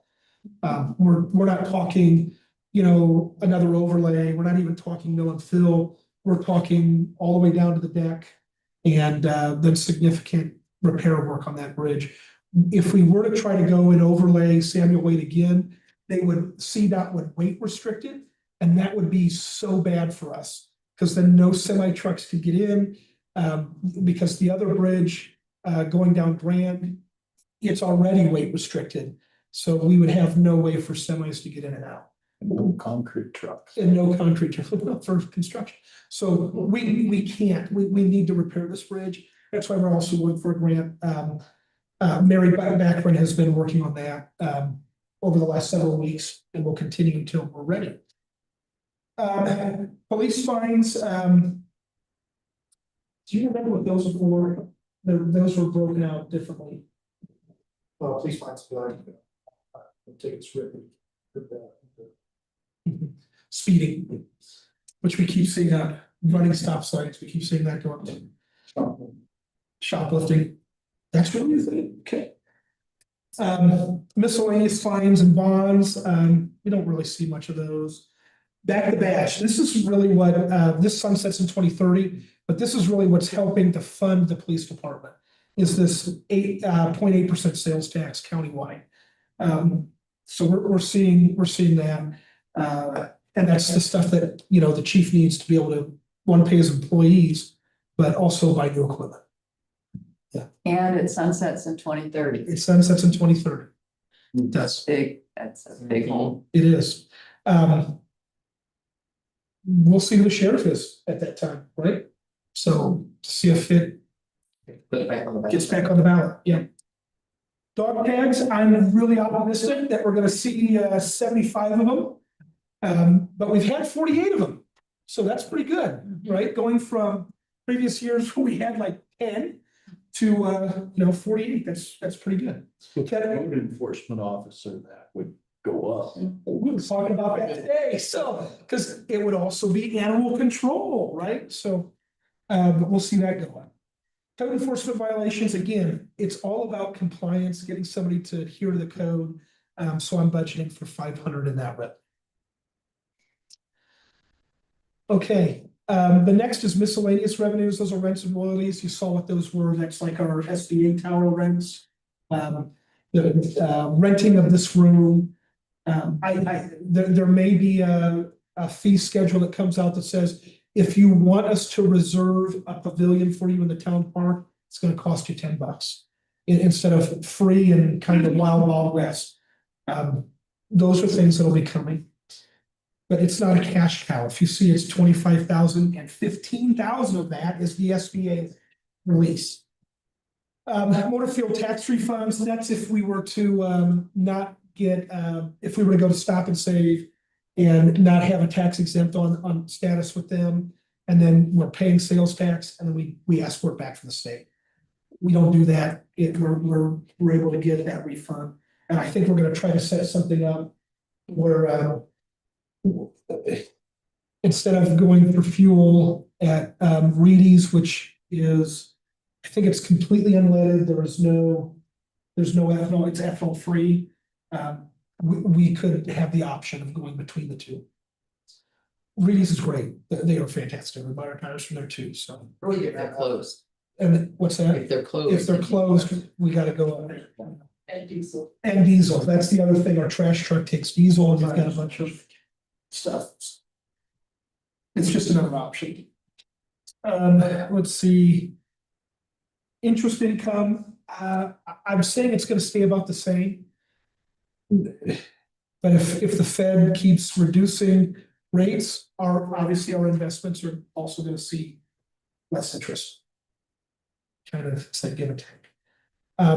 Okay, this draft budget does pull for operating expenses from our fund balance. It pulls about $158,000 from fund balance in order to continue with our operations. And so that's reflected down where it says net surplus or deficit general fund. And then if you look fiscal year 2025 projected general fund balance being 1.2 million, at the end, that fund balance will be 1,041,600. Because of having to take how much out of it? I think it was I think it's 158,900, but I can tell you here exactly. And which isn't here. You haven't, that amount doesn't show up, right? No, because it shows that fund balance at the end of the year. It's 158,400. And so if you, you can see the general fund revenues being 1.6, that 1.65 million. And then our expenses are 1,807,300. And we can do things to reduce that cost. One of them is get rid of that project manager position. And as of right now, we'd be pulling from fund balance to meet those operating expenses. Okay, the next is a better way of, this is something new for fiscal year 26, but it's a better way of showing capital improvements and how we're paid for them using sales tax capital improvement. You can see that for the last 3 years, we've funded our capital improvement, that sales tax capital improvement with marijuana occupational tax, and haven't really spent out of it. So it also has a pretty healthy fund balance. So let's see. Fiscal year 26's proposed capital improvement receipts are about $554,000. The capital improvement for Fifth and Grand, because it's paid for by grant revenue, is about 3.8 million. Sidewalks, we're anticipating bringing in another 26,500 in 26. And then Conservation Trust Fund, we're looking at bringing in another 4,000. Excuse me. What is that?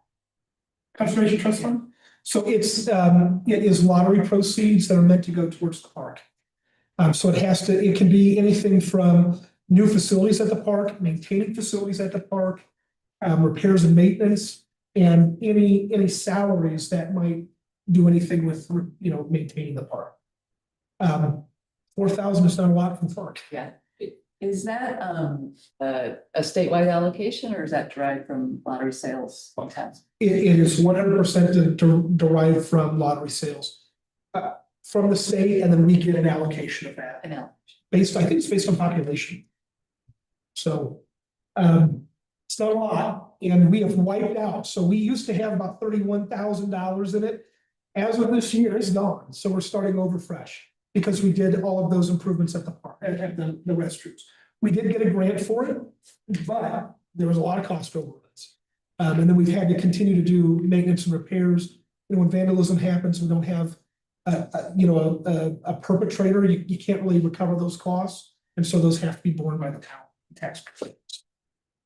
So the amount you have in your running allocation way early in the packet is showing money that really has been spent. Because it seems like it was like 32,000 in the Conservation Trust Fund in that table where you do the running monthly. And it's still showing like there's money in there because it hasn't been. As soon as Michelle takes it and books it into the general fund, it'll be gone. Okay. Because we have to recover some costs. Yeah. Okay. She has. I was thinking like, yay. No, those are year-end closeout things that'll start happening in the next several weeks. Get my hopes. I know. So much for Apple bathroom.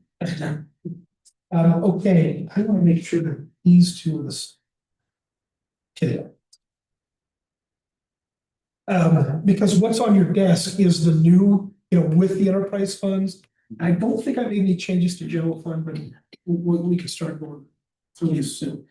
Capital outlay expenses administration. So 125,000. So those were pulled from the next schedules and put into this to help fund it. So, how we're going to pay for it. It doesn't come out of the general fund. It comes out of the sales tax capital improvement fund, that 1% sales tax that's been accumulating over several years. You'll see that law enforcement has 67,500. I think that's going to change because that's for patrol cars. And I think that one might actually only be for one patrol car outfit. So that would need to go up if we do that too. 430,000 comes out of public works for streets. And that's for what? I'll have to go there and break it down for you on what made up that. Fifth and Grand, $3.2 million. That's grant funded, but also our share of like 33,000 that we have to pay out of there. capital outlay expenses, for public works for parks, that's for new equipment, that's, oh gosh, Nikki has some electrical work out there, there's lawnmowers, there's things that need to be purchased, that are just old and need to be replaced. I think you have one that was, what'd you say, like the seventies or something, you know, a lawnmower that's really old. Yeah, that blue one just sold, it was. Needs to Very be obsolete, there were no parts in the country, I had to fix it. Okay, so admin services. So in personnel services, you'll see that our projected is about 156,000 for the end of 25. Our projected, draft budget is about 189,000. That's to turn that part-time position full-time. That's also to cover 30% of the cost of that community services officer. Operating, so operating expenses for my department, the admin department, are increasing, and part of that is for professional services, that's increasing. We have our town attorney that's paid out of that line item, it's not coming out of personnel anymore. And I think that's really the major change. We are budgeting for dues and subscriptions to go up, and our data processing for Cassell. So instead of us having our own, everything being local servers, we're looking at trying to go to like a web-based, app-based Cassell. It doesn't really change anything on how you see things, but it allows for access for our department heads. So they can actually see things in real time, as opposed to waiting a month or having to come ask me, what their specific line item looks like. And this is only going to get better because accounts, we've started our purchase order and requisitions module within accounts payable. So as soon as something is decided to be purchased and a PO is generated or a requisition is submitted for, to generate a purchase order, it encumbers funds. So think of it as Nikki has decided to go out and buy aerators. She needs aerators for the wastewater ponds. Instead of waiting months for an invoice and knowing that there's this $117,000 expense, but not booking it until this disbursement round or last disbursement round, as soon as that purchase order goes out, those funds are encumbered. So she can see her budget in real time, and I'm not going, budgets, so because that's been happening as we move through the end of the year. Okay. Now, this is what's been separated. So you'll see just above the capital outlay and transfers, that general fund total for admin.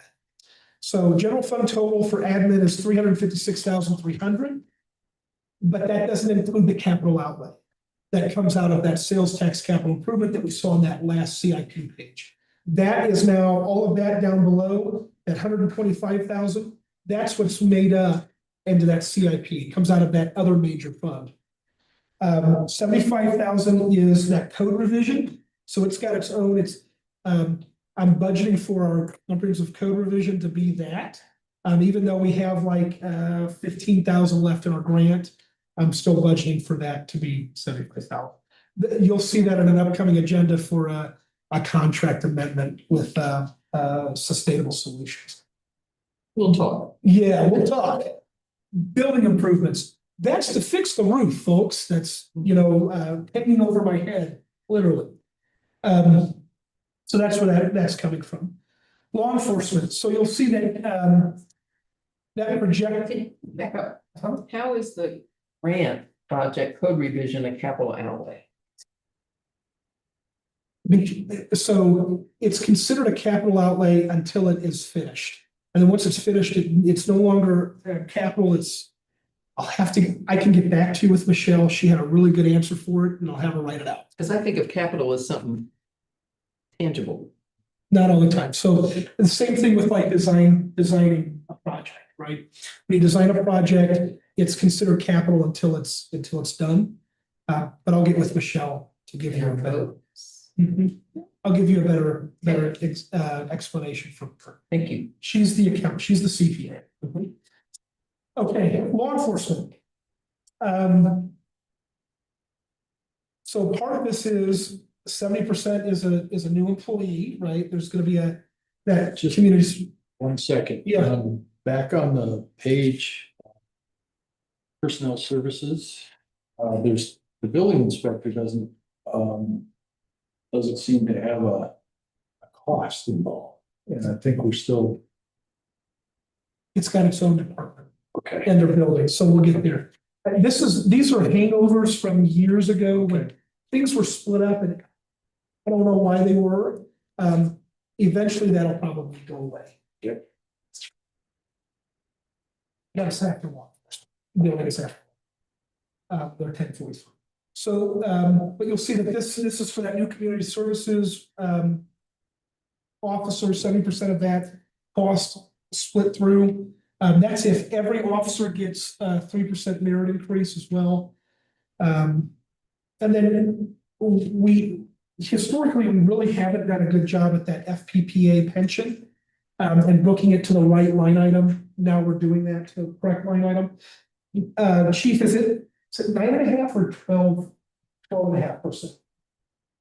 It's the 12.5%. So we are required, as part of that pension program, that's that fire police pension, something. We're required to fund it with 12.5% of their salaries. FPPA D&D, that's death dismemberment. That's another benefit that's offered to the police department through that FPPA. And then that retirement benefits, 104208, that's only if an officer elects to contribute, and then I think we do 2%. Yeah, 457B, same as all the rest of town halls. Yeah, but it's at a lesser percentage because statutorily it can't be that higher percent because they're part of that pension program. Operating supplies are, this is going up, and part of it is insurance and bonds. CIRSA continues to say that police departments are expensive to insure, and so that's why you see that going up from 57,000 to 60,500. You'll notice in 23, all we were paying was about 28,000 for our police officers and to have a police department. Something happened, 24 it went up, 25 it went up again, and we're expected for it to continue going up into 26. At the city county managers conference for Colorado in May, CIRSA explained that they had to go over to London to find somebody to underwrite for police departments, so that we can have insurance here to operate a police department. That's how far they were trying to find underwriters to back these programs. And it's not that they do anything poor, that's just the nature of the game now. This is part of the legislative changes where they got rid of qualified immunity. And that's really what the biggest part of that was. Okay, makes sense. So that's kind of what we're seeing. The awards went up. And now you can settle cases as opposed to litigate. Because of the cost of litigation. It's huge. And these are for like use of force cases, right? Yeah. Okay, this machinery and equipment, that may have to go up from 65,000 if we do 2 vehicles. I'm proposing 1 in this draft budget. That's something to discuss at workshops. What we're doing right now is we're spending a whole lot on vehicle repairs and, and maintenance. And it's becoming this, well, if we continue to invest in these vehicles that are high mileage and older, it's going to cost us more money rather than to buy new and trade in and get onto that kind of a program. So when you buy new, you trade in, you get money back, you reduce your cost, and that's what we're trying to get to. Establish a schedule. Correct. Yeah, so we're not buying, 4 cars that are mileaged out in the same year, and then we'll need to do a large purchase. If we can schedule these ultimately, it's easier to manage and will save us money in the long run. Is that reflected in the table in here? There's the That's table. in that capital improvement Yeah, plan table. so that thought process is reflected in that, right? Yes. Yeah. And for both public works and police. Yeah. And then I can't remember what building improvements was, but there was something. On the floor? Probably was carpet, this whole. Okay, this one cut off. And let me see, it's the building, so this is page 112, but I'm gonna go to a better one on the screen here. So it's the exact same stuff, it's just that now it didn't cut all of it off. Yeah, I found that when I had it as a PDF, I had set a print area, and I removed that print area. That's why you can see it on, this one is reflected in the printed off one, it'll be in the amended packet. But this is where we were talking about building inspector. It's actually it's a legal engineering and professional services. But this is not just building inspector, this is also our plan review. So that 40,000, if you remember in the revenue, building permits are meant to cover this cost. So we're not budgeting as if we're gonna make money off of people for their building permits as they turn them in. We're budgeting as if we're gonna break even. And that's the intent. So that also doesn't cover staff time to process or review those permits. It just covers the cost of our third-party consultants. And that's it. That is the only thing in that budget. That's it. Professional services. In the past, you can see things got booked there. They got booked there incorrectly. And so by the end of fiscal year 25, you'll see like all of these miscellaneous things in operating, they're gonna go away. They should have been to other departments, not building. Okay, streets. Boy. This is if we are fully funded, or I'm sorry, not fully funded, fully staffed. So you can see that projected 2025, that's projecting as if we don't fill these empty positions. And so that's why it's less than the actual for 24. But our proposed budget is as if for the entire year, we're gonna be fully staffed in public works. And so that's why it's 170,000 as opposed to 117,000 like we're projecting for the end. And I had to do that based on what's in our ERP system, to project that out. Operating, you can see that Nikki has a lot of things that she needs to purchase to keep things moving forward. The good news is we already have a paint striper, we already have some paint. We'll just need to continue to replenish and put things on a shelf as we use it. So that big capital outlay that was put out in 25 and 24, we're hoping, I'm budgeting for more, but we're hoping that it's not going to hit us. It also builds some cushion in for Nikki if there's, an emergency that comes up that, needs to be addressed. Can I ask what constitutes right-of-way maintenance? Since looks like the first time that's getting budgeted. Oh, I'm sorry, that is a new line. So there's actually two new line items. So the first one is 104519 and 104219 in the police department. That's uniforms. We've never budgeted for uniforms before, but it really should have its own category. And Nikki's probably looking at this and said, well, I need 10,000, not 2,000. Well, I broke it up over all public works departments, including different funds. The chief's is 10,000. And that's because there are things like they need uniforms to go to court. And so, purchasing those, you heard that in those workshops. We're going to court more, we're going to district court more. And so those are some of the things that are needed. Previously, we would buy a uniform when you started. We haven't been doing That was that. it. Say that again? Previously, when you started, you would get 2 pair of pants, 2 shirts, and a jacket, and that was That was it. it. You're here for 10 years, that's what you got? It's a jacket ripped or your shirt ripped, and we had to do something else. We would purchase that out of operations. Yeah. So this is much easier for us to track. Okay, and thank you. And so 104571, and you'll also see this in the parts as well. Right-of-way maintenance. We have heard people talk about trees, right? This is specific to maintaining our right-of-ways, including tree trimming. This is putting dollars to what is in our comprehensive plan, right? So we have this entire section on this entire element on our tree canopy, and this is us putting that into practice. That's where you can report to the tree board.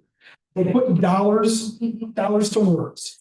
And so that's part of that. Now, that doesn't mean that the tree board can go out and just start hiring people. That still have to follow our established procurement policies and practices. But that means that we actually have a line item for right-of-way maintenance. When we're on the tree subject, there's been 2 tree outfits out pruning trees madly. The one tree behind our house was DMEA, and then there's another one on this. Did we hire? Yes, well, no, they are only for utility companies. And state statute is really clear, we can't even say what they can do, they just come in and do it. So, okay, I could try to give them a stop work order, they laugh at me and then continue on their merry way. So. Notice that, yeah. Yeah, it's a utility, it's DMEA and Elevate, trimming along utilities. I wish they'd get my alley, because my elm trees, Just complain about your tree and they'll cut it down. they'll just take it out. No problem. Yeah, they are. They are, they're setting up, they're marking where they're working. Yeah. Oh, yeah. They're courteous. So that's something new, and that can come out of sales tax capital improvement.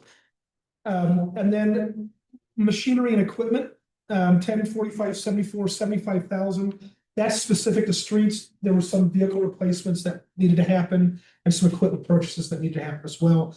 Grant projects at 10, 45, 75, that is specific to Safe Streets for All. We got a $295,000 grant for it. We were on the hook for like 75 grand. So that's where that cost is, but that's all built in. And that RFQ is out, and as of Friday, the cutoff was for questions to be asked of us. I sent out an addendum yesterday. Everybody has said that they've received it, and so I've answered a lot of their questions. We should see them in a future meeting, coming for approval. Okay, parks. So this you're gonna see, 104602. Contract labor, this is where those seasonal employees were pulled over and funded, and put in as an expenditure. Salaries and wages, those are for existing park employees, a portion of their salaries all come out of there.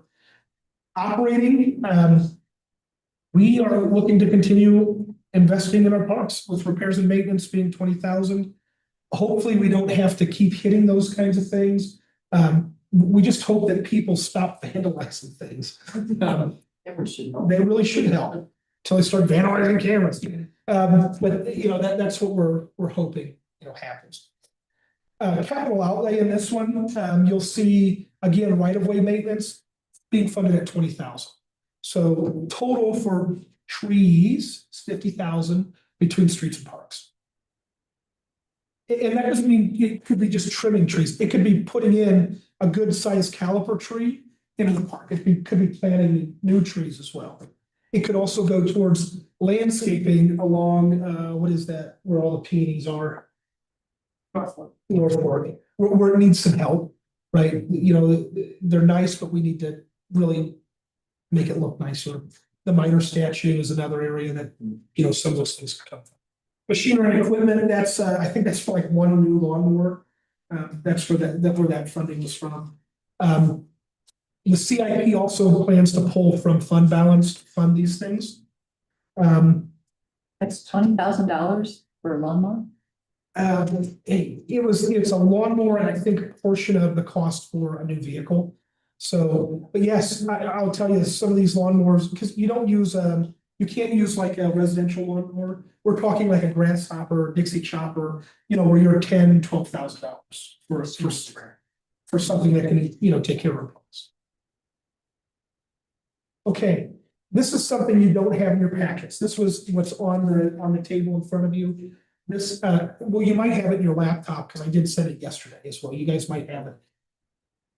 But this will be in the amended packet. This is our water, these are our enterprise funds. I met the statutory duty by one day. So, but here we are for our proposed budget. These water charges for 603601, 603602, these are coming from that 20-year cash flow analysis. In 26, we had anticipated that there would be a lift of the water moratorium and new homes being built. This does not contemplate that. This contemplates that the moratorium continues through 26 And this is just with our existing, with how many homes we currently have, how many users we currently have, but an increase in rates. Because remember, we approved that for the next 5 years. 4 years after, And I'm just gonna say it was our resolution. Just for. just for water, yes. Resolution 18-2024, we had increased rates for 5 years, 25 to 29. There you go. I thought that might be something Marty be interested in. Yeah. Sales and service, I can't remember what some of those things that were booked there, but it's very minuscule. Standby tap fees, if we don't activate any of them, right? If some of these standby tap fees don't get activated, that's what I'm planning on, none getting activated, that number would stay the same. If they do get activated, then we'll see more in water charges and usage charges. So either way, it balances out. Actually, it's better because then that usage rate goes up. Bulk water, I'm really conservative with that one being at 12,000.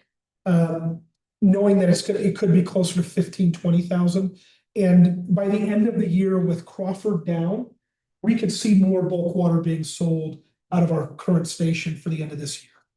And if you guys aren't familiar, they put something, Bruce from Crawford got a hold of us to say, our bulk water station is done while we're doing our water projects. You may see an influx of customers coming to you.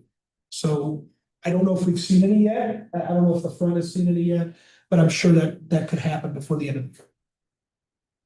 But they have to buy access. They do. Yeah. So We haven't seen any so far.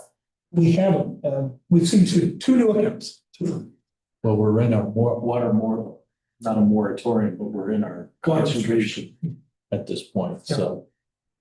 But we haven't gone to stage 2, which would be no more bulk water. We're still at stage 1, so we could still see it coming in. But we're also saying, don't forget about Hotchkiss and don't forget about Pitkin. Don't forget about those guys too. Is there a limit on bulk water sales? I mean, they can only take 500 gallons or something. No, people come in and fill large tanks. Yeah, Everything gets prepaid. they prepay for it too. And it was $3 a gallon or something like that. $3. 1,000 gallons. $3. $3 every 100 gallons.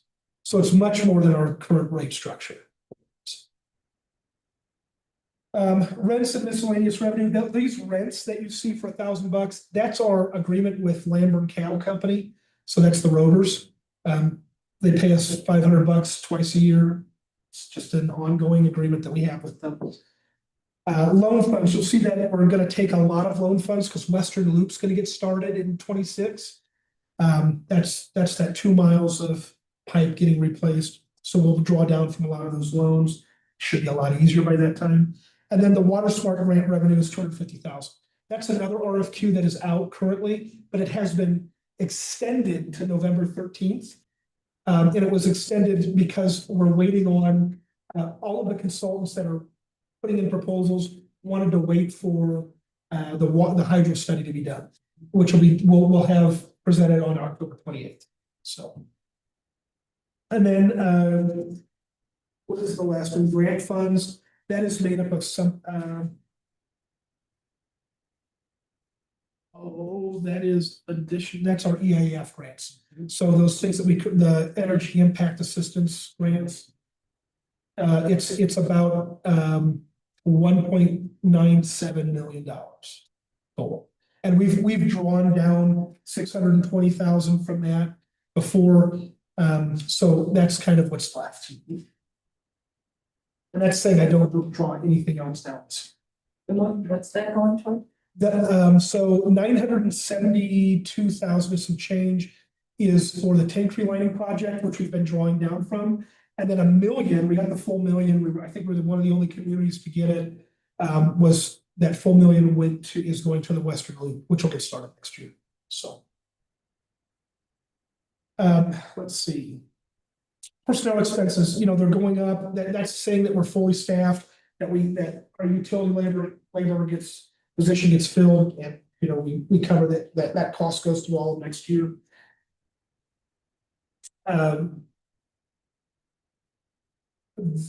60-50-14 chemicals is a new, it was a newer fund or line item. That's gonna be right on par with kind of what we buy, is chlorine, I think is what those chemicals are. That's how we disinfect.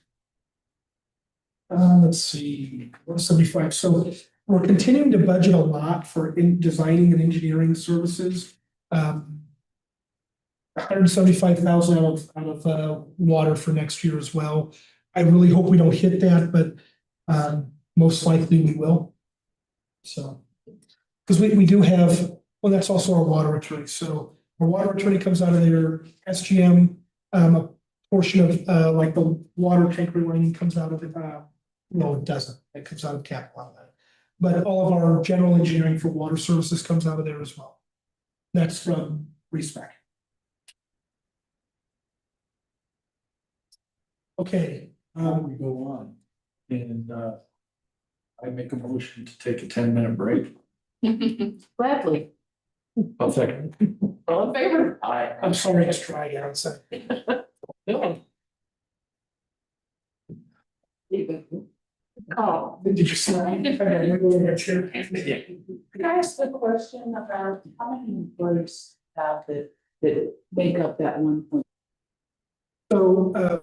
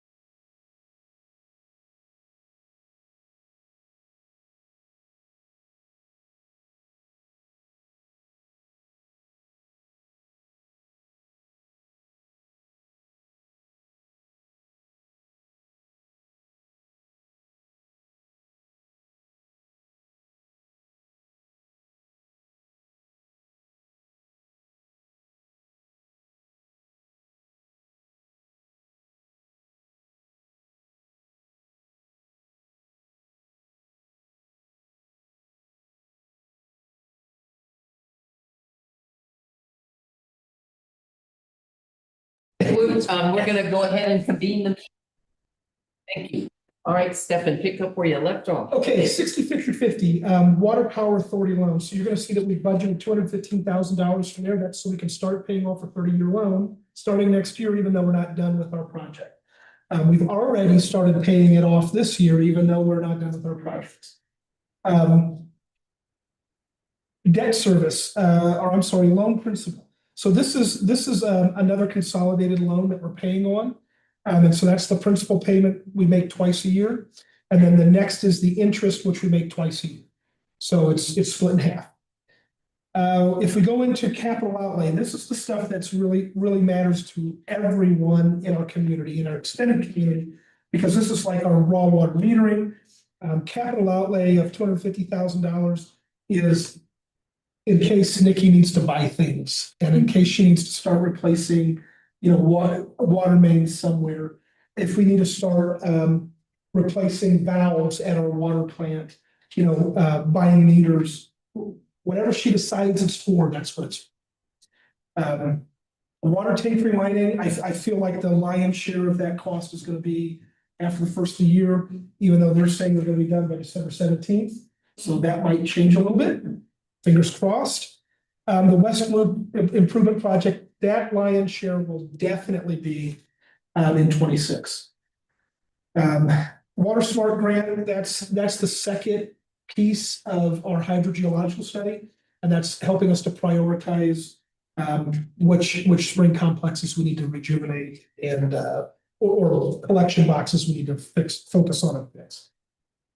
Let's see. Grant projects. I think that is.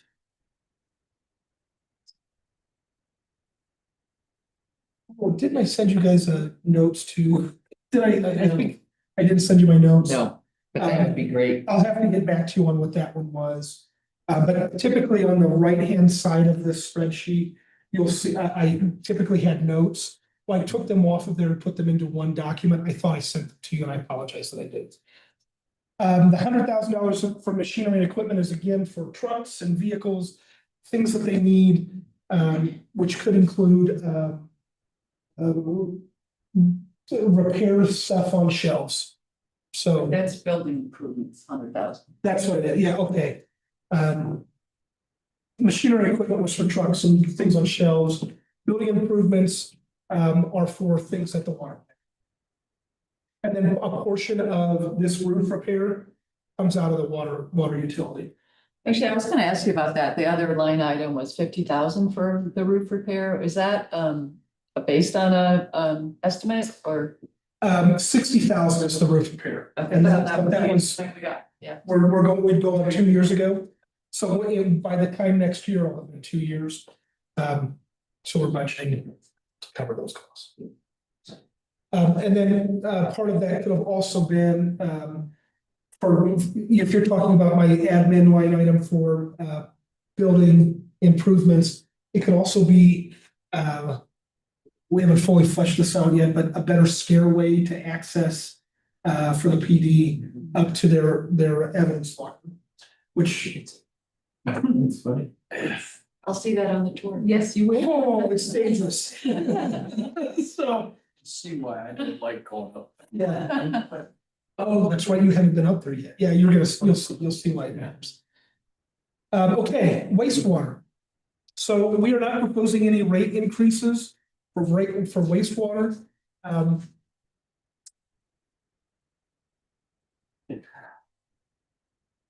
Even though personnel services will go up, and that's because we're thinking we're gonna be fully staffed for all of 26. We can hire this utility labor as well. This one has a new line item and it's what Nikki had asked for. It actually has two. It's for chemicals. I don't know what those chemicals will be. It was really hard to try to parse them out of operating supplies. So I thought, well, I'll split the difference and add $1,000. So chemicals, 7,500 and operating supplies, 7,500. Right now, our operating supplies are projected to end at 14,000. And again, that's like chlorine. You guys don't buy bugs, do you? No. Okay. And then dechlorination too for effluent. Legal engineering and professional services, that item's gonna go up a little bit, and that's because we're working on our P and A still. I have asked that's a project needs assessment. I've asked that, and that's so we can pull a state revolving fund loan for major projects for upgrades to our wastewater facility. I asked that get paused through the rest of this year and started again next year. Because number one, we don't have the time to focus on wastewater with all these water stuff going on. And number two, was because we have done a lot of rate increases and it's increasingly difficult for our residents to try to, meet the demands of these cost increases. And to do another one this year for wastewater, when we did a mid-year one for trash, I think was really hard on residents. If I felt it at home, I'm sure there's a lot of our residents are feeling it as well. So With the equipment, the new aerators, that was a big. it was a big deal. I'll get down to that one too, because we hope we don't have to do that again. Yeah, okay. Where was, and so you can kind of see where, like, repairs and maintenance, where we've only spent $7,500, projected to for this year. Historically, it's been 42, 71, but a lot of those were capital outlays that got booked to repairs and maintenance and shouldn't have that. But that's okay. They ended up in our fixed assets anyway. So they increased our fixed assets and our audits covered them.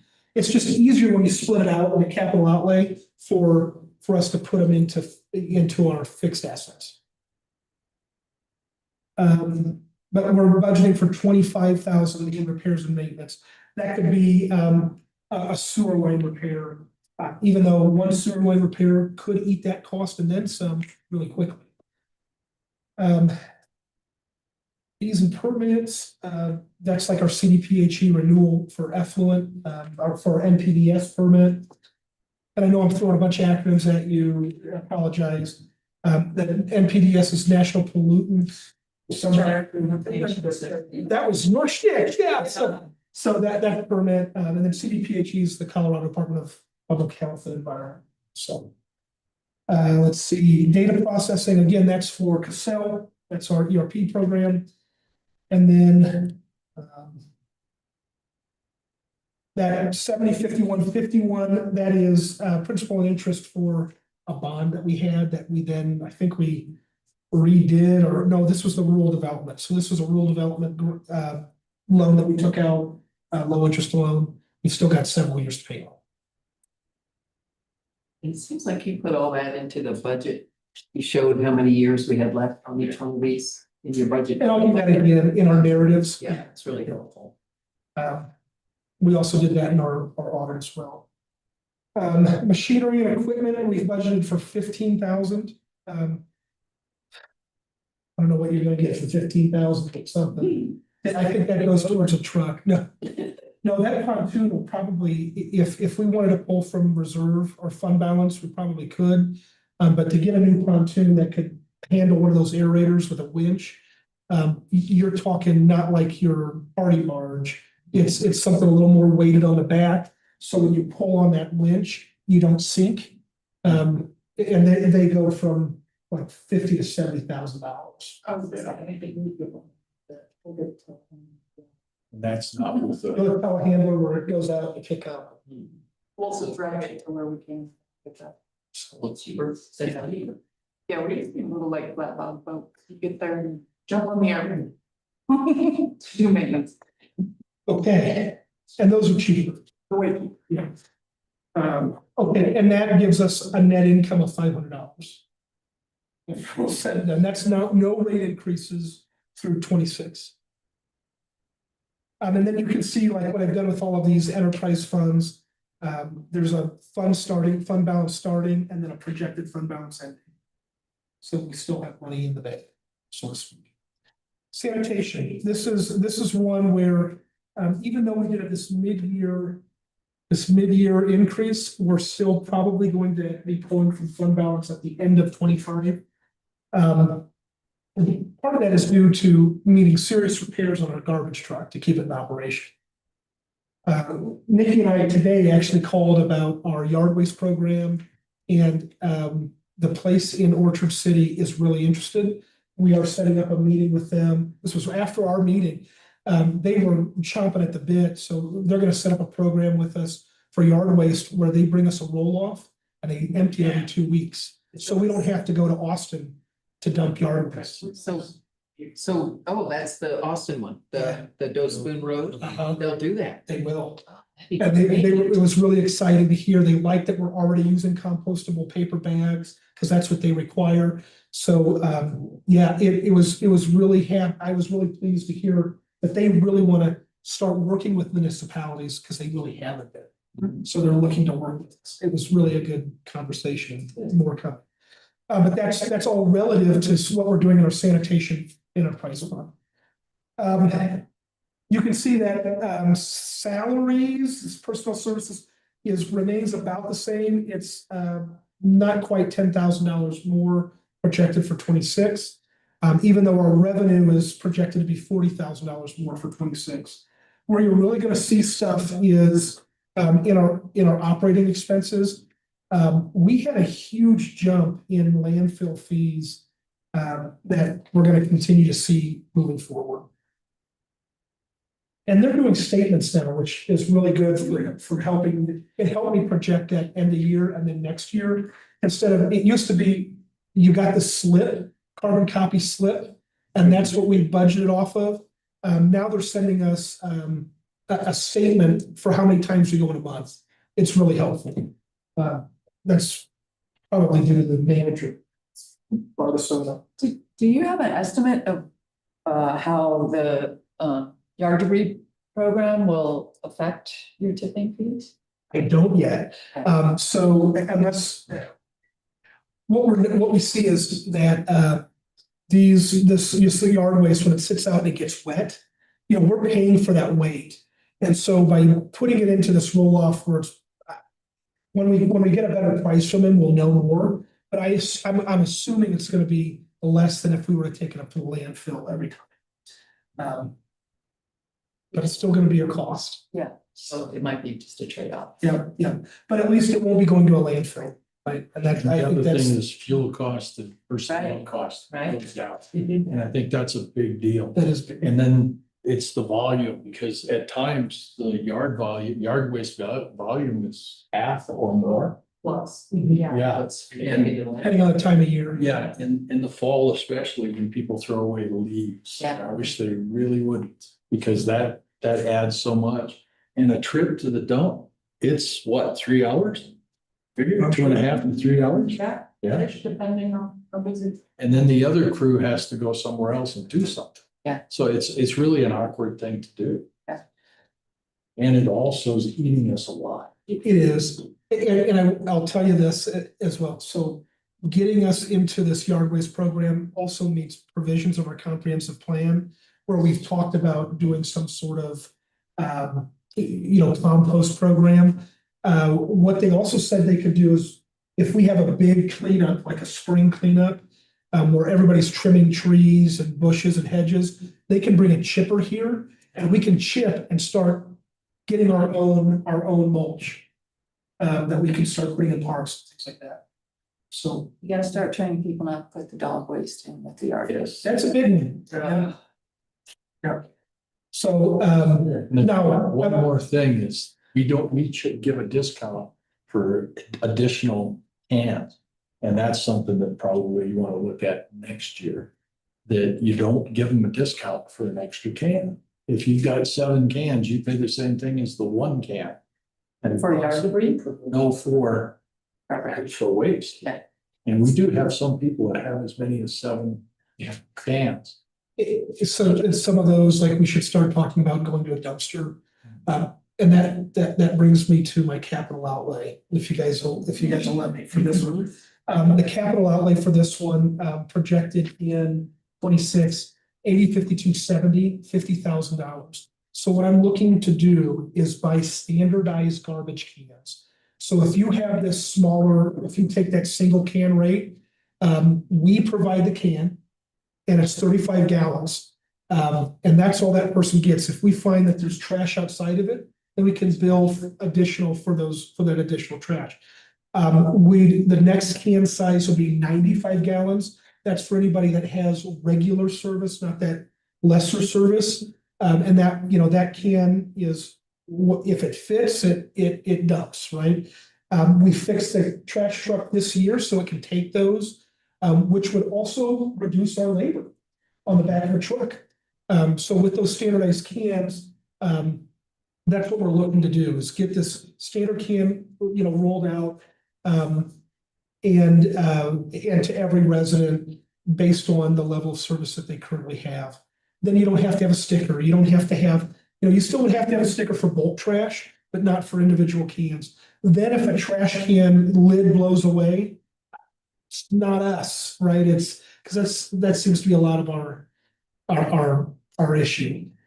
Those cans have a lid that's attached, which will also help in the rain, keeping our water weight down, because we're paying for, on rainy days like this, we're paying for that water weight when we go to tip it.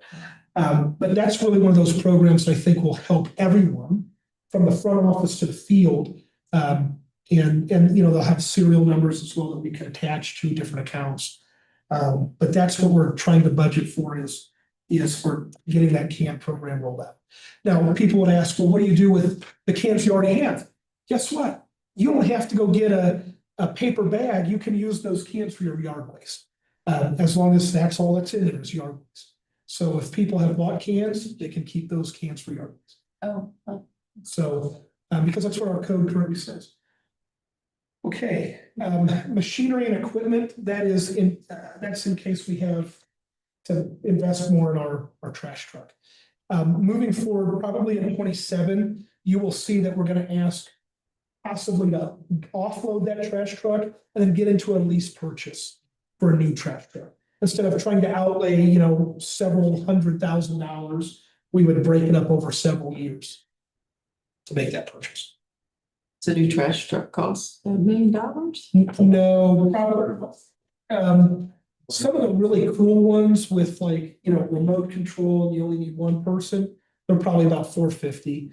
We could probably get something in the ballpark of $275 to $350. But that's manual, that's somebody that has to write on the back still and pull a lever and tip a trash can instead of the ones that come out. I mean, they grab it and dump. And we're gonna have to have diesel exhaust fluid that's coming with that system and maintenance. It currently has. We do. Oh, yeah. And we've got a tank for one, for death. We don't buy by the jug. We barely have a tank for diesel. It's okay. Yeah. So That's ideal. So, and you have so patiently sat through all of this. Do you have some questions or do you have a comment you would like to make? No, I'm good. Thank you, though. It's so patient. Well, I usually watch it home online, but for some reason it wouldn't go live with. Oh, wow. And I Okay. just live up the road, so I figured. Oh, that was good. Well, it's nice to see you in the audience. Are you, anyway, keep going. So you'll see that for 26, we're proposed this net income loss. But that's because we're pulling from fund balance to do these capital outlays. And I think that's really gonna help moving forward with compliance with cans and protecting our revenue and our guys out in the field trying to pick up these cans. But that is the draft of the fiscal year 26 budget. If you remember from last year, when you get the final budget or when you start doing the final stuff, it's these individual sheets get put into departments with a positional cap. So it shows how many staff members are current, what the proposed increases are, and then what those totals are. You'll also have narratives over all of the revenue collected, all of our outstanding debt service, all of those things will be in that final budget. But this was the thing that you all needed, and so that I could meet that statutory deadline. Congratulations. I put in a week's worth of work in a weekend, so. So this doesn't necessarily reflect the Public Works 1 through 5 priorities that you had on an earlier sheet, which was pond liner. Part, Yeah. Yeah. but you had your 5 that you had rated. And I have, So you were looking, those hadn't been rated yet. What you were looking at is, it was given a number as in, this is number 1, but it wasn't number, like their most pressing. right, but are those projects included in this at this point? They won't be, because those are projects that'll have to happen after the PNA is done. And after, so the project needs assessment for wastewater is done, and after respec prioritizes those projects for us. Except park sprinkler system? That was. I think I understand your question. No, Yeah. I didn't prioritize them in any way, but I don't know if all of them, yeah. I think that was just my giant wish list and we get to pick from there later, so. That's why we gotta do workshops. Yeah. Right, so there are some things that, because we'll have to pull from capital, you know, from that fund balance, from capital improvement. Well, because the park sprinklers and the meters, the new meters were, on this thing, you had project scored them, sewer lines, Samuel Way Bridge. So those are things we still need to talk about in addition to what is in here. We don't have cost estimates, so Okay. we don't have cost estimates. If we do choose, like, let's say we get the grant and we have to do something with Samuel Wade Bridge, we're gonna have to do a budget amendment. Yeah, okay, We just don't know what it's gonna be, okay. and we can't do it without a grant, there's no way. Yeah. Replacing water meters, you really wanna get, well, yes, we know we have to do that. We really wanna get through these major projects first. That should really be a phase 2 or phase 3 of our water CIP. So we're okay with the meters on our houses right now? We are. They can keep Yeah. going? They can keep going. Now, as they start, failing, we'll have to figure out what we're gonna replace them with. Because these meters are no longer in service. Yeah. It's not as pressing Okay, as we were led to believe, okay. but we do need to figure out what we're gonna replace them with. Pick a Because that's system. We need to pick a system. We'll go off state. And this is maybe a discussion for another time, but I would really not like to have 2 different systems and we keep with our existing vendor. Because if we have 2 different systems, that's 2 different ways that we have to read it, 2 different ways that it has to go into Cassell. Oh my gosh, please don't do that to me or us. I know we just wanna go with cellular. That's right. Whatever that is. Cellular.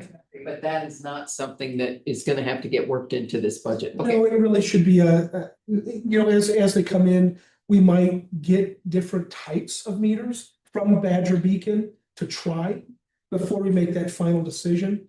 And then build that into like a capital improvement plan for phase 2 of the water CIP.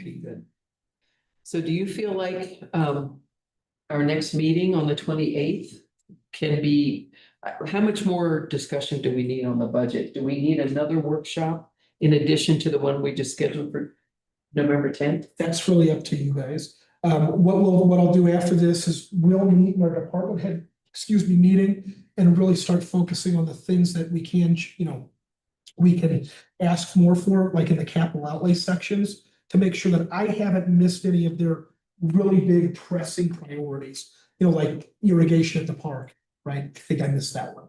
And so that's something that, Vicky will want to make sure is included in the next iteration of this budget. On the 28th, we'll have it. No, let's go for like November. So do we need another workshop between now and November 10th? Do we need to think about after the 10th workshop meeting, then decide? I think let's go for the 10th. Let's go for November 10th and then we'll go from there. We only allocated an hour, 5:30. Is that Yeah. enough time? And maybe, so what I'll do is I'll track those changes that we make in capital outlays. So then that way it's easier for us to go, this is what we're focusing Okay, on. that'd be great. And one of those changes will be to strike that project manager, position, and then show what that looks like in the general fund and the water fund. Any other questions before we adjourn? Are we ready to adjourn? And you have nothing. Oh, yeah, Mayor Christie reports ad hoc short-term rentals committee. Oh. Thank you.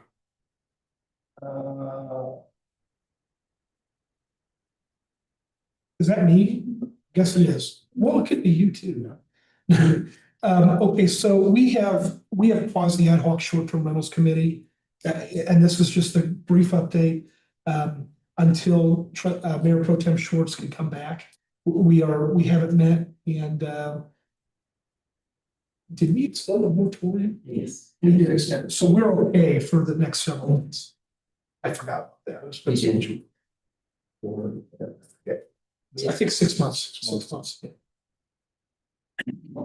But that's the update. So, Brett? If there's something else, I'm gonna adjourn the meeting.